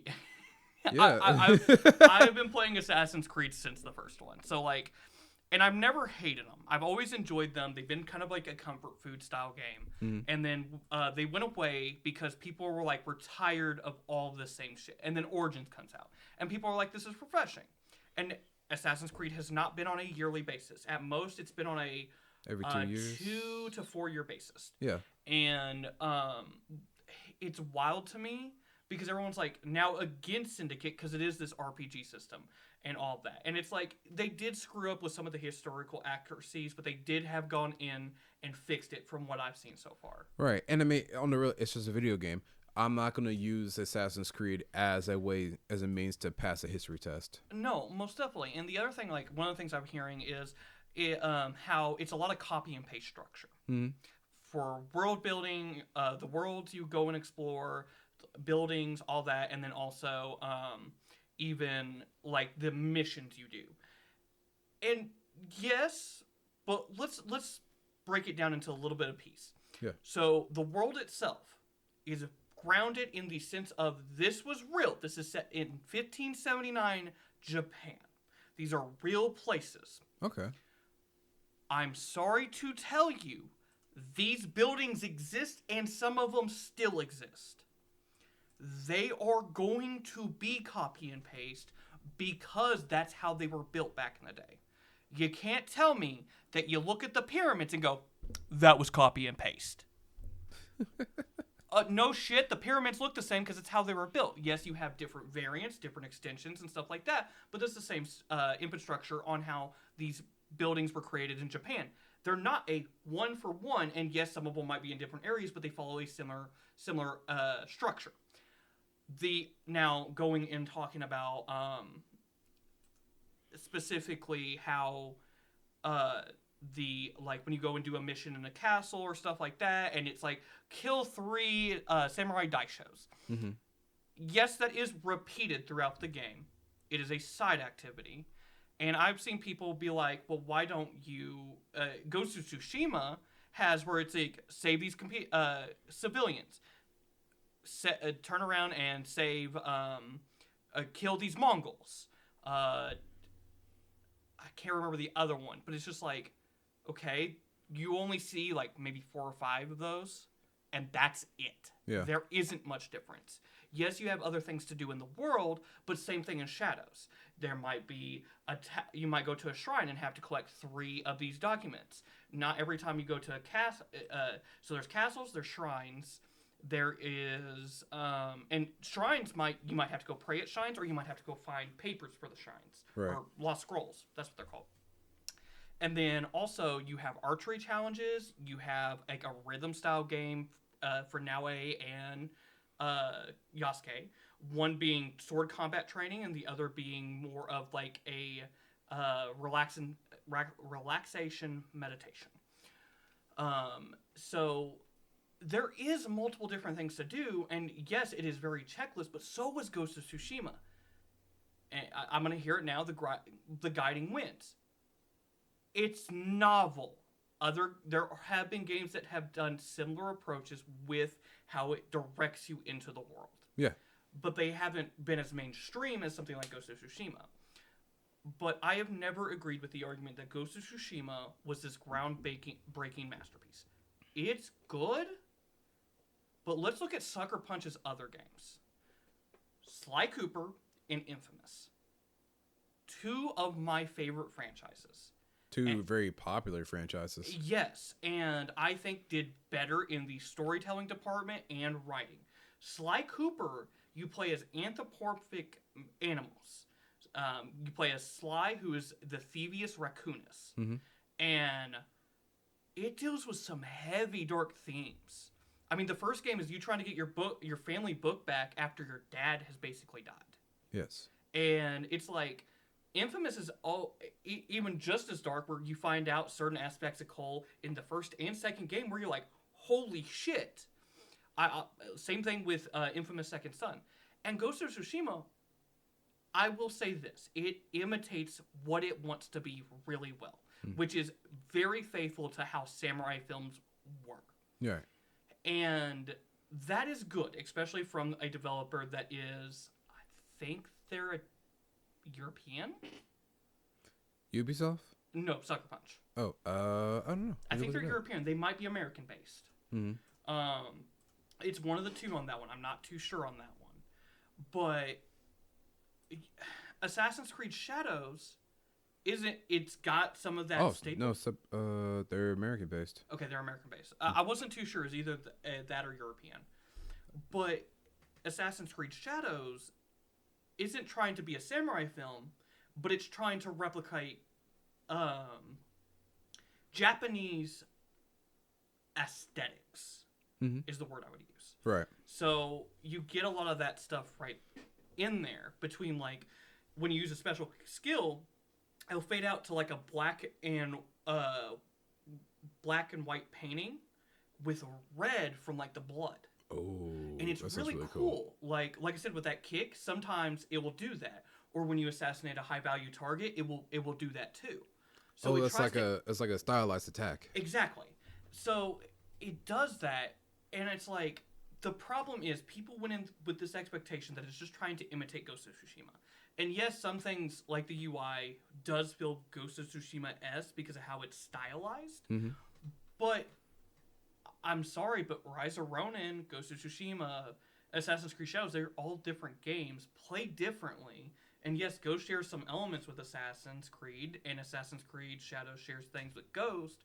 That doesn't make them the same game. That doesn't make them one or is better than the other, because they're 2 different styles of games in reality. One is more of an action RPG. The one is more of an action open world game with light RPG element through like a skill tree. The other one has so many different approaches. There's dual characters with dual systems. It's like, I don't understand the comparison. It's the same way I felt with Gotham Knights and comparing it to Batman Arkham games, where one is more of a action brawler RPG. The other one is a action heavy combat game. Gotham Knights isn't trying to be what Batman Arkham is. Mm-hmm. Why are we comparing the 2? And it's just like, it's the same way I feel with Ghost of Tsushima. Yes, they are both set in Japan. Yes, they are both action games with stealth in them, one more than the other. Yes, they both have beautiful graphics and are set in a very specific time in Japan. What it really sounds like to me is like the general public who are playing these games, they're just comparing samurai game to samurai game. They're not really thinking too deeply like you are about the mechanics or how different the games are, who produced them. They're just, oh, it's a samurai game. I'm swinging the sword. So they're just about it. Right, and it's like there's legitimate reviewers I like. I actually told you yesterday, I think it was. Mm-hmm. I listened to a podcast, and if you guys hear this, I love your works. Mr. Maddie and Gene Park, I genuinely do like your works. But Jesus Christ, you're at that episode, I was like, can you guys shut the fuck up? Oh.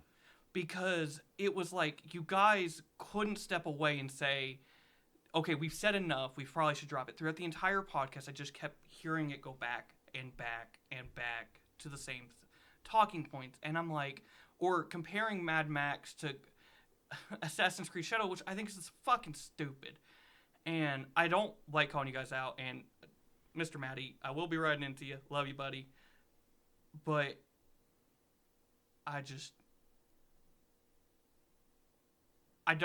this is where I think reviewers and people have their own opinions, and I'm tired of seeing people take them as facts. That's the best way I would say it.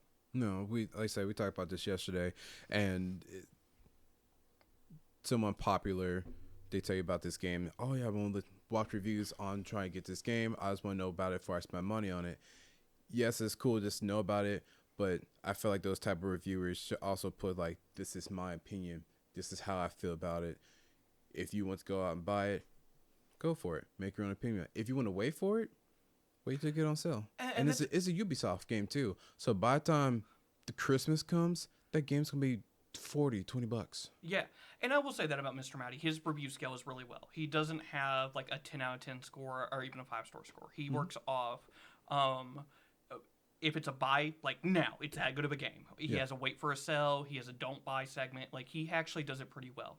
And a lot of times he puts his own money on the line for the games, if not all the time, I will even say. I just think, granted, recently I haven't agreed with a lot of videos, and he didn't like Dragon Age the Bellegarde, but that's fine. Opinions are meant to differ. No, of course. And that's like those games that you like. Mm-hmm. And granted, I'm a lot more lenient on games. You know this about me. Mm-hmm. And it's not that I'm lenient because I want to be. If I can walk away having fun with a game more than critiquing a game, then I think it's a good game. And I think that's how it should be looked about, because as kids, I mean, games were meant to be fun, not overthought about. No, of course, especially for us having just X amount of games, maybe 5 or 6 games that we actually play, and time to get new games are like for birthdays or Christmas, and those type of games are back in the day. You didn't have like a new game plus. You just found new stuff to do in the game. As of now, the new game plus, carry your save data over. You got your DLC, you got your online play. So they keep you going.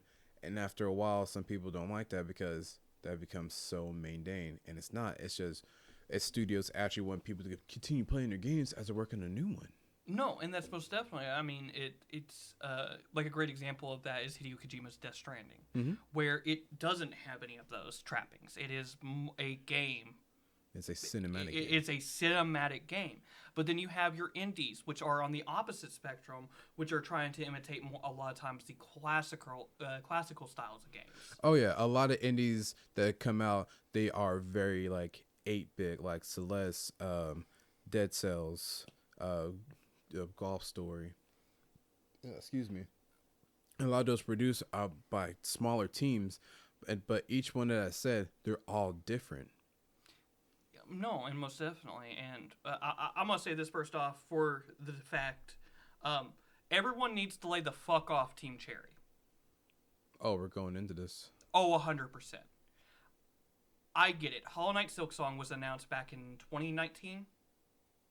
Sure. Around that time. And it was an expansion before it was a sequel. Mm-hmm. Now, Team Cherry, if I remember correctly, and I'm going to double check, but I am pretty sure it is an extremely small team. It's the two guys. And then, it was actually February 14th, 2019 that they announced it. Yes. So for people who don't know, Hollow Knight is a indie game that you play as a little bug guy, and it's a side scroller platformer, what, Souls-esque type of game? Team Cherry is 3 people. 3 people now. 3 people. Okay. And they are made in Australia. And they have been working on Hollow Knight Silksong for now 6 years. Mm-hmm.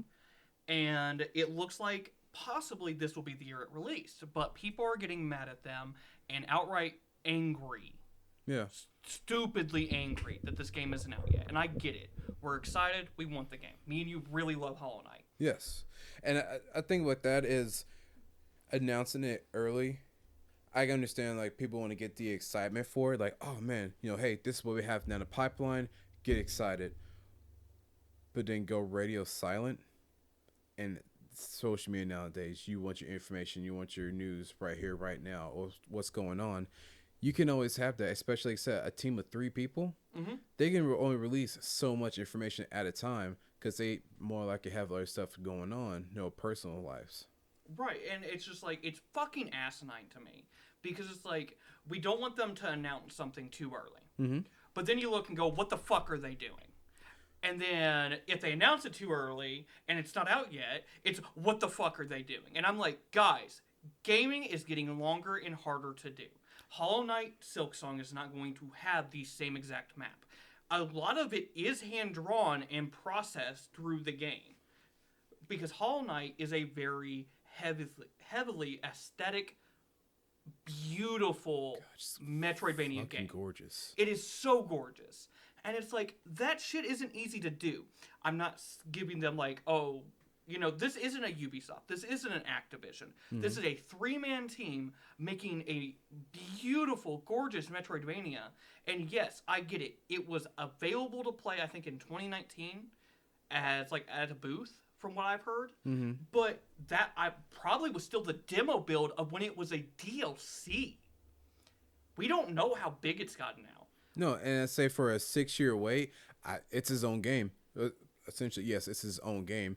And why would you get upset with something? You have more to it now. You don't have to play it for 5 to 8 hours. Now you have it for 20 to 30 hours. Right, and also, he'll probably, more than less, unless, people, because of how fucking asinine they're being to these creators, Hollow Knight had so many free updates with new bosses, new areas of the map. Mm-hmm. It could have been DLC, and it was fucking free. Yeah, and hell, the Silksong could be done now, but they're working on the DLC right now to go along with it. So once you get done playing the game, hey, all right, I'm done, whatever have you. 6 months down the road, hey, here's the first patch for the DLC. What?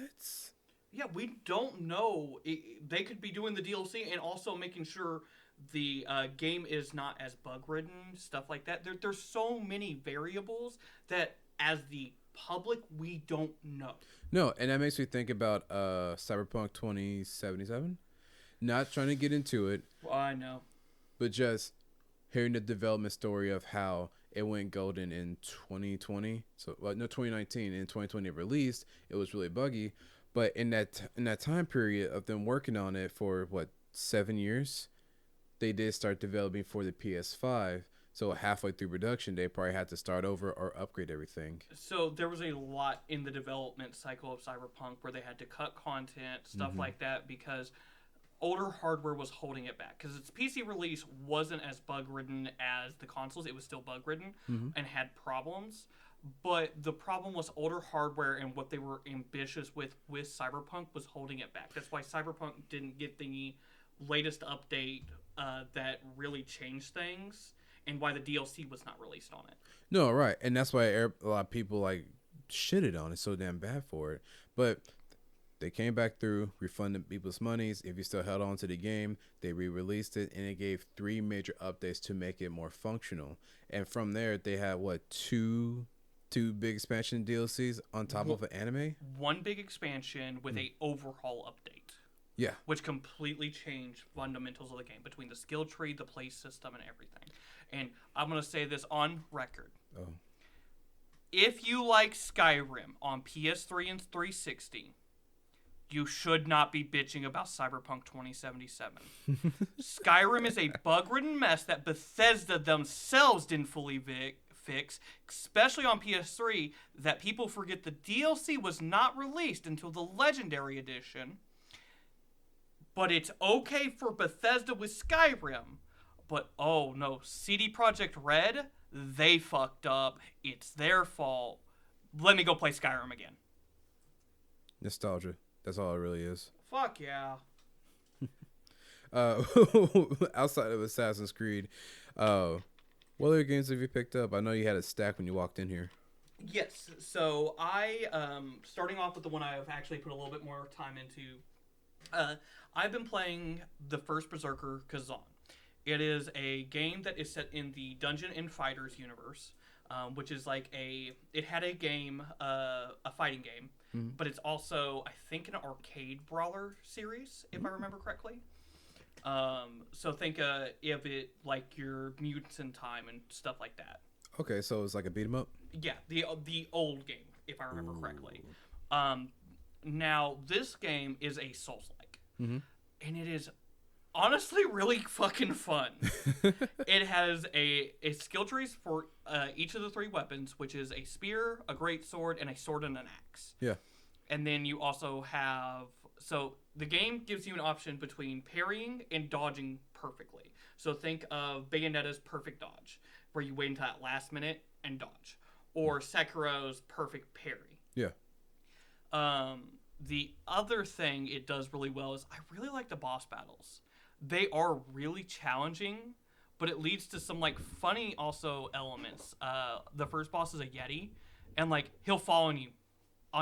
Like if you're hitting him on the back, sometimes he'll jump up in midair and land his back on you. Nice. So it's really fun.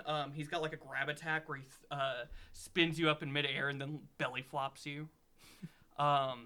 The story is really interesting so far. It kind of explains, as the title has said, you play as Kazan, and he's actually the first Berserker. It looks like and it kind of gives lore on how the Berserker works, which it looks like it is a pact between a ghost from the Netherworld. Okay. And that's how Berserkers are born, because they are infused with these Netherworld beings and help them infused in combat.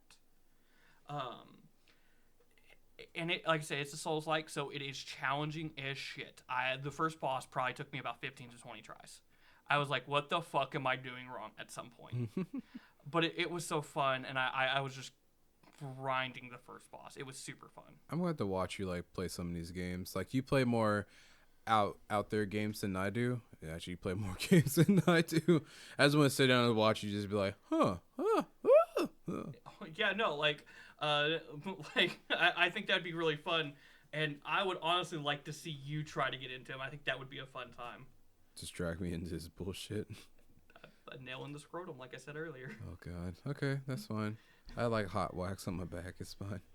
It's okay. I see. Tell me about the Atelier. So I also picked up Tell me Atelier. about. Hold on. Hey, I picked up Christian. Tell me about the Gothy Mommy. So I picked up Atelier Yumiya. I have not played it yet. I picked it up on my PS5 and Switch. These are pretty rare games usually to get, honestly, so that's why I went ahead and picked up both. Mm-hmm. It is a action turn-based RPG. You play as Yumiya, who is a alchemist in a world that has outright banned alchemy.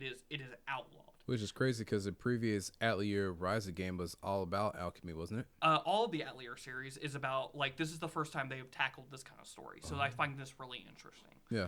I haven't played it yet, so I'm probably going to start it tonight. Don't know yet. Maybe tomorrow. It just depends. A lot of times I play stuff on my Switch and I just throw YouTube on, and that's kind of how I work with it. But I recommend the Atelier series if you're looking for a cozy, fun time, is what I would say. They're not too hard. They're not too simple. They're just that really amount of cozy, like if you're looking for a good turn-based or action turn-based style game. Don't hide the fact from. Don't hide that from them. Just tell them what they really want to hear. Tell them about them thighs. I see the picture that you have right here in this. So she's not Ryza. She doesn't have the thighs. She got the ass though. I ain't gonna lie about that.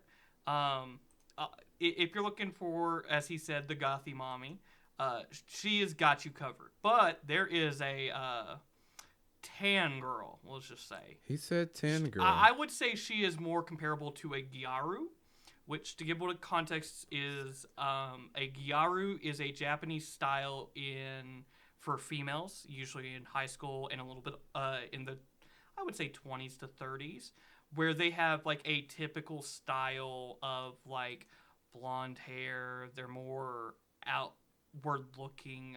I don't know how to properly explain it, honestly. Talking about Nina? Yes, Nina is very Gyaru-esque, I would say. She's got the trappings of that. She reminds me a lot of Bayonetta. Yeah, that's fair. I mean, the artist knew what they were doing when they drew her.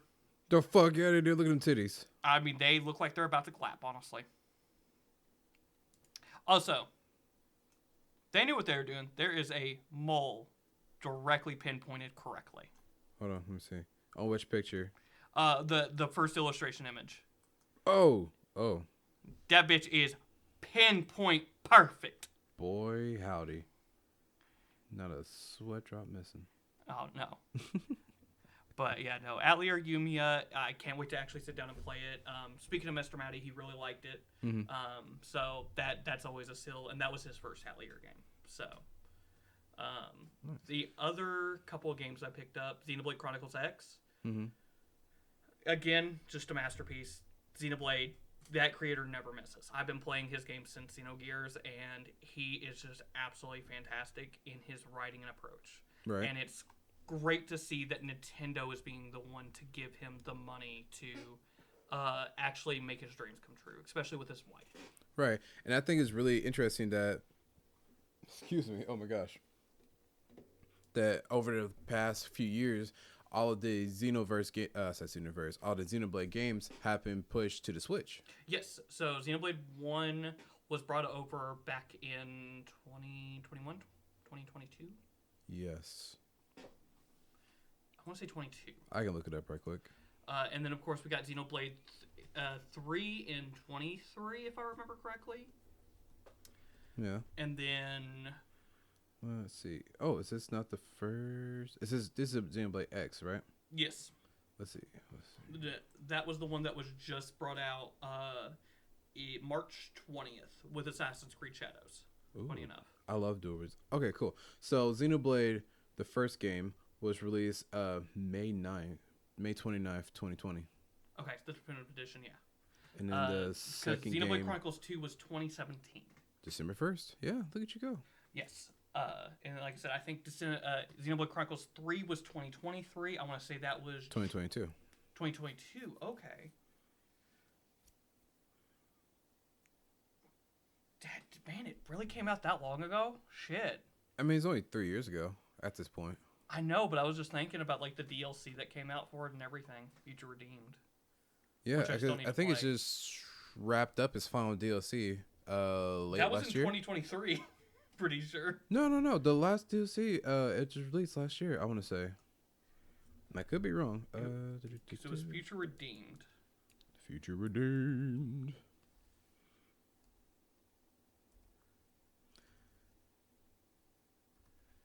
No. Oh, well, yeah, you're right. 2023. Yeah, I was like... Wave 4 of Xenoblade Chronicles 3 expansion pass, April 25th. Damn.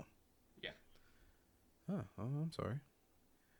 But to see all those Xenoblade games on Switch is just fucking wild. Mm-hmm. Which Xenoblade Chronicles X is a action RPG with MMOS style combat.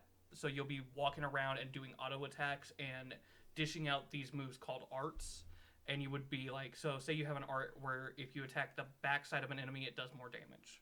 Or if you attack on the side of an enemy, it topples it, and then you have another character hit it with something that does daze to a toppled enemy. So it's like a big effect of chains. You're trying to chain things together to do more damage or make sure the boss can't hurt you or something like that. Right. Now, I never played these games since, 1, 2, 3... Are they all the same story, or they're all different people? So X can be completely played by itself. Okay. 1 and 2, you could play them separately. 3, I think, requires you to play 1 and 2. And that's because certain things proc up from 1 and 2, especially key characters. But 1 and 2 are separate stories. 2 has elements from 1 with big reveals that don't outright connect to 1. So pretty much what you're saying is if you played all the 1, 2, and as soon as you get to 3, some of the characters from the previous games, there are huge payoffs. Yeah, so you know who they are and what they're going about. Yes. Okay, yeah, that's fair. So but I would say if you want to jump in, start with 1. X is another really good starting point, honestly. I haven't seen what the extra content is. I'm kind of wondering if it will connect back into Xenoblade Chronicles' main continuity timeline. So I'm definitely intrigued, and I can't wait to see what they do next, honestly, because they're already talking about their next project. Oh, nice. See, I like that. I like the fact that if you play a game in the series, you actually get more information about the characters that you go along with. And like you were saying before, it just shows how you make a great action game as well as have a good story with it. Yes. All right. Oh, we're coming up on 2 hours, man. We're doing pretty good. Most definitely. Excuse me. Do you want to talk about the direct, or you just want to save that for later? And we'll save it for later, because I think it will work in tandem with my thoughts on this direct, with the Switch 2 direct. Cool. And the direct that we're talking about is the Nintendo Switch direct. So the direct is pretty much pretty much like a newsreel of all upcoming games and information about Nintendo. Yeah, it's a showcase. It's showing what's coming out, what's coming up for their hardware, or even, as we saw, we'll kind of hint to, new software updates for the console. Yeah. So the big thing right now for the Switch is the Switch 1 is at the end of its life cycle. It's been around for, what, 6? No. 8 years. Almost 8 years. No, yeah. It is on its 8th year. Yeah, on its 8th year. And the biggest reveal is that back in January or February, the Switch 2 is coming. And I do believe here in the next few days, April 2nd, will be the Nintendo Switch Direct for the Switch 2. We get to see what the software is, how much it's going to cost, the release date, and all the new updates and information we have on the console. Yep. And rumor is, so far, it is leaked that it is a 3-phase launch. And the console looks like it possibly will be released in June, late June. See, we originally talked about this beforehand. I think you might have said June. I was thinking fall or holiday season. I said I would like to see it in June, but I was nervous that they would push it back to Christmas time. Right. Because I could get little Timmy's fucking dollar. Oh, Mommy, I want to Switch too. Not until Christmas, honey. Which, I mean, most people wait till Christmas anyways to get it. And that's just money-wise. If the Direct's coming out in April, releases June, you only have so many months to, like, get it. Which I also like to think that if you pre-order it, you'll have the money by then saved up for it. Yeah, and that's the big thing. It's just like, it's really exciting what they're doing with this launch. I wish they could have handled it better. It's not fully on them. No, it's not. It's based on the leakers. So for the last, better half of last year, we've known... Longer than that, technically, but that's besides the point. Leakers have been coming through and just leaking information about the Switch 2, the hard drive, the memory, what it looks like. Boy, and we knew so much information. It's fucking insane. God bless it is. And Nintendo, their company, they have their own schedule on what they're going to do. They probably more likely handled the leakers on their own personal side, but the information is already out there. It's known. So, like, the general public, I want to know, all right, we know this, release it, just give it to us already. They can't do that. They have a schedule to maintain. Yep. So, what was it, February 2nd? Yeah, February 2nd, they released a small little showcasing for what the Switch 2 looks like. Yeah, that feels way too long ago. Holy shit. No, because they did it 2/2/2/2/2. Yeah. Because what's cool about the video was 2 minutes and 22 seconds long, released on the second month on the second day. Yep. So Nintendo is very. In 2025. We can't go back in time, Christian. But Nintendo is very they're very particular on what they're doing, and like I said, they're on a time clock. So we're lucky even to get a direct just 2 months later, and then this console, what, April, May, June, that 3 months later. Mm-hmm. So if you have to wait just a little bit longer for it, I'm okay with it. I am too. I wish it would be coming out when I go on vacation, of course, because that would be so nice. But at the same time,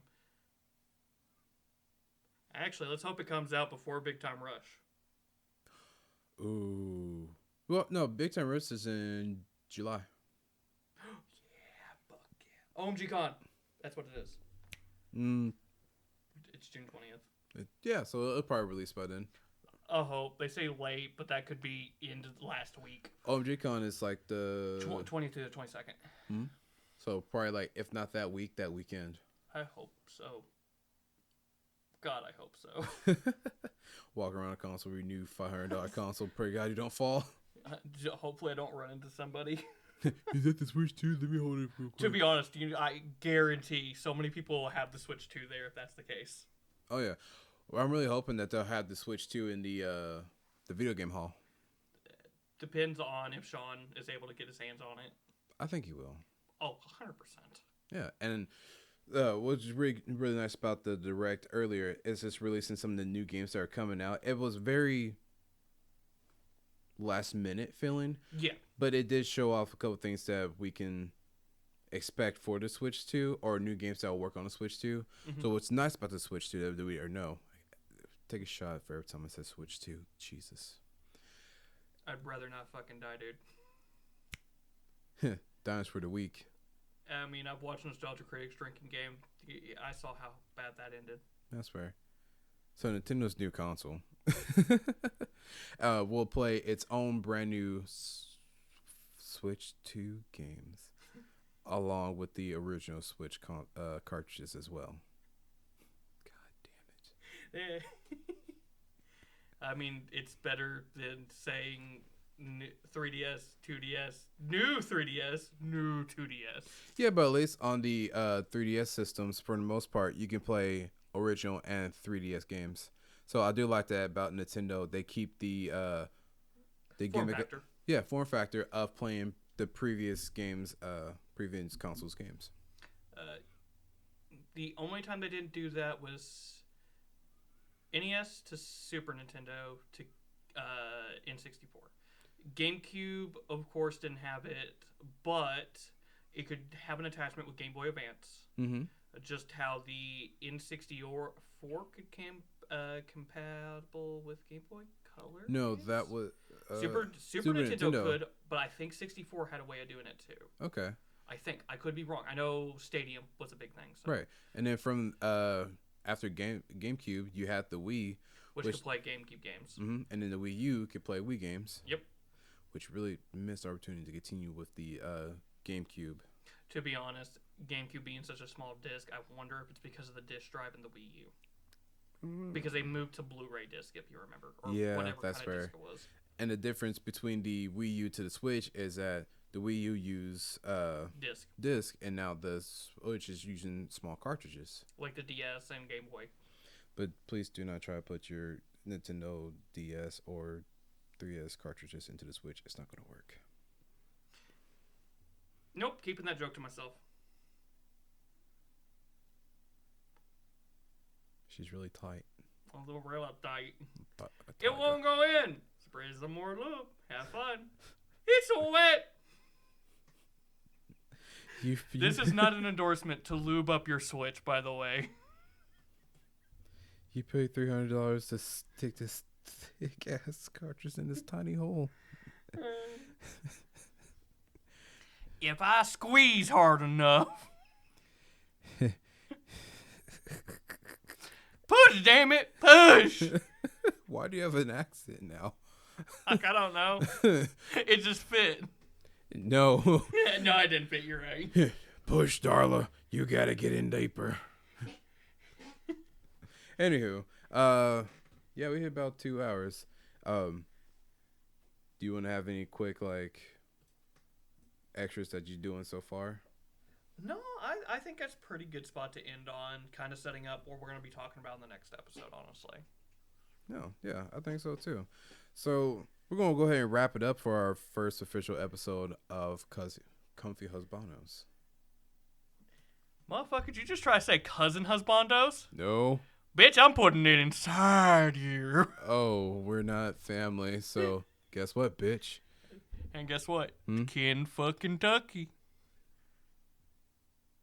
We weren't supposed to tell where we're from. I'm gonna drop a pin in this location. Please don't. I got too much cool shit. Hey, at least we don't live in Alabama. Boy, you ain't ever wrong. That place, God bless. No, but we appreciate you guys listening to us. We hope you enjoy us. Give a little bit of feedback of what's going on. Hopefully, as we continue to grow and talk to you guys, our conversations get more and more intimate and a little more descriptive for what we're going to do. No, most definitely, and of course we'll try to keep our staple humor, try to make it fit organically, better than a Switch cartridge in a 3DS or vice versa. You don't get support from me. Hey, same for you, buddy. That's fair. So what we want to do, just ending off and just little small reels of rants, every 2 weeks we'll like to record and try to release that week, so that way we have more stuff to talk about and more information might come in. Most definitely, and let's build up. Let's our thoughts process on certain things. Maybe not other things, of course, because it might come out a day prior or something. Yes, like the Switch 2 announcement, we might do a little jump in audio sometime this week about it, but we'll see as the time gets closer. Yeah, most definitely. It depends on how honestly excited I get personally. I can't get it out of my head, honestly. I'm super fucking pumped. No, same here. I love the form factor of the Switch. Yeah, I mean, it's such a fun console, and I can't wait to see, because I have theories on what we're going to see there. No, I'd say we could talk about them as they approach. But no, for Comfy Husbandos, this is just a passion project for us to try and just get our thoughts out there and see what it's like to make a podcast. Yeah, most definitely. This is the second idea I've came up with, so I'm trying to get a feel. We came up with. You have your own podcast you can talk about. No, I know. That's what I'm saying. This is the second style of thing I've done. Yeah. Do you want to talk about your podcast? So I have another podcast called Gaming with Passion. I will be creating a Facebook here soon for it to set up and interlink both of these. What's Gaming with Passion about? Gaming with Passion is about just typical gaming subjects, what's going on in the gaming industry, world, how me and my my three other friends feel about it, what we think might deserve a second chance, what we don't think was as good, and just kind of going about it in a way through either nostalgia or what's upcoming. It's honestly how we feel about gaming right now. No, that's pretty good. And I've heard a couple episodes. They only have 2 episodes out so far. If you like just listen to 4 friends just chitter chatter and make dirty jokes about the world of gaming and donkey dongs. Yes, sir. Nintendo releasing the Donkey Dong before they even get their new system out. Then I feel like that's your chance to go listen to them. Hopefully we'll have like a little link for you guys in our Facebook, and hopefully at the end of this in the descriptions. As for this podcast, like I said in the beginning, it's just us talking about what we're doing now, what video games that interest us, and what just nerdy stuff that actually sounds exciting. And we pretty much give awareness of some of the stuff that's going on, and maybe if you're afraid to jump into certain things, this could be your little entryway into it. No, most definitely, and it's more also of an insight, and to maybe if you want to get into something to help you understand something better. Oh yeah. And if you're feeling froggy, man, just give us a little comment and we'll try to respond back to you. No, most definitely. I can't wait to see what Nintendo has in store for us, and honestly, our thought process on everything we're going to have. Oh yeah, and outside of Nintendo, we do have a few things coming up here this year. Actually, this summer, we have OMG Con coming up, and then we have Big Time Rush as well, just a month afterwards. Yes, sir. So you can expect at least 2 more conversations from us. Yes, and I'm going to be going on vacation next month with a group of friends, and honestly, I'll maybe be able to talk about some of the things I pick up there, and maybe go to Universal. Who knows? Yeah, actually, I think I planned it out to where not by this is a coincidence. The day that the podcast lands on, I don't know when you're leaving, but that's the day you won't be here. So I get to run this bitch solo. Or you can just wait. Because I can see it now. Oh no, where's he at? Come help me, Christian. I might call him real quick. No, actually, what do we need to do? You'd be very surprised. I actually have been planning out stuff. It probably won't be as long as we're doing now, which we try to keep it between an hour and a half to 2 hours. I have a few friends that are actually doing some extra stuff going on, so I'll probably shout them out and read off some of their stuff. I actually have a friend who's making short form horror stories. Oh yeah. Nice. All right, I think that wraps it up for us. No, most definitely. So this has been Comfy Husbandos. Signing off. Stay sexy. And good night, gorgeous.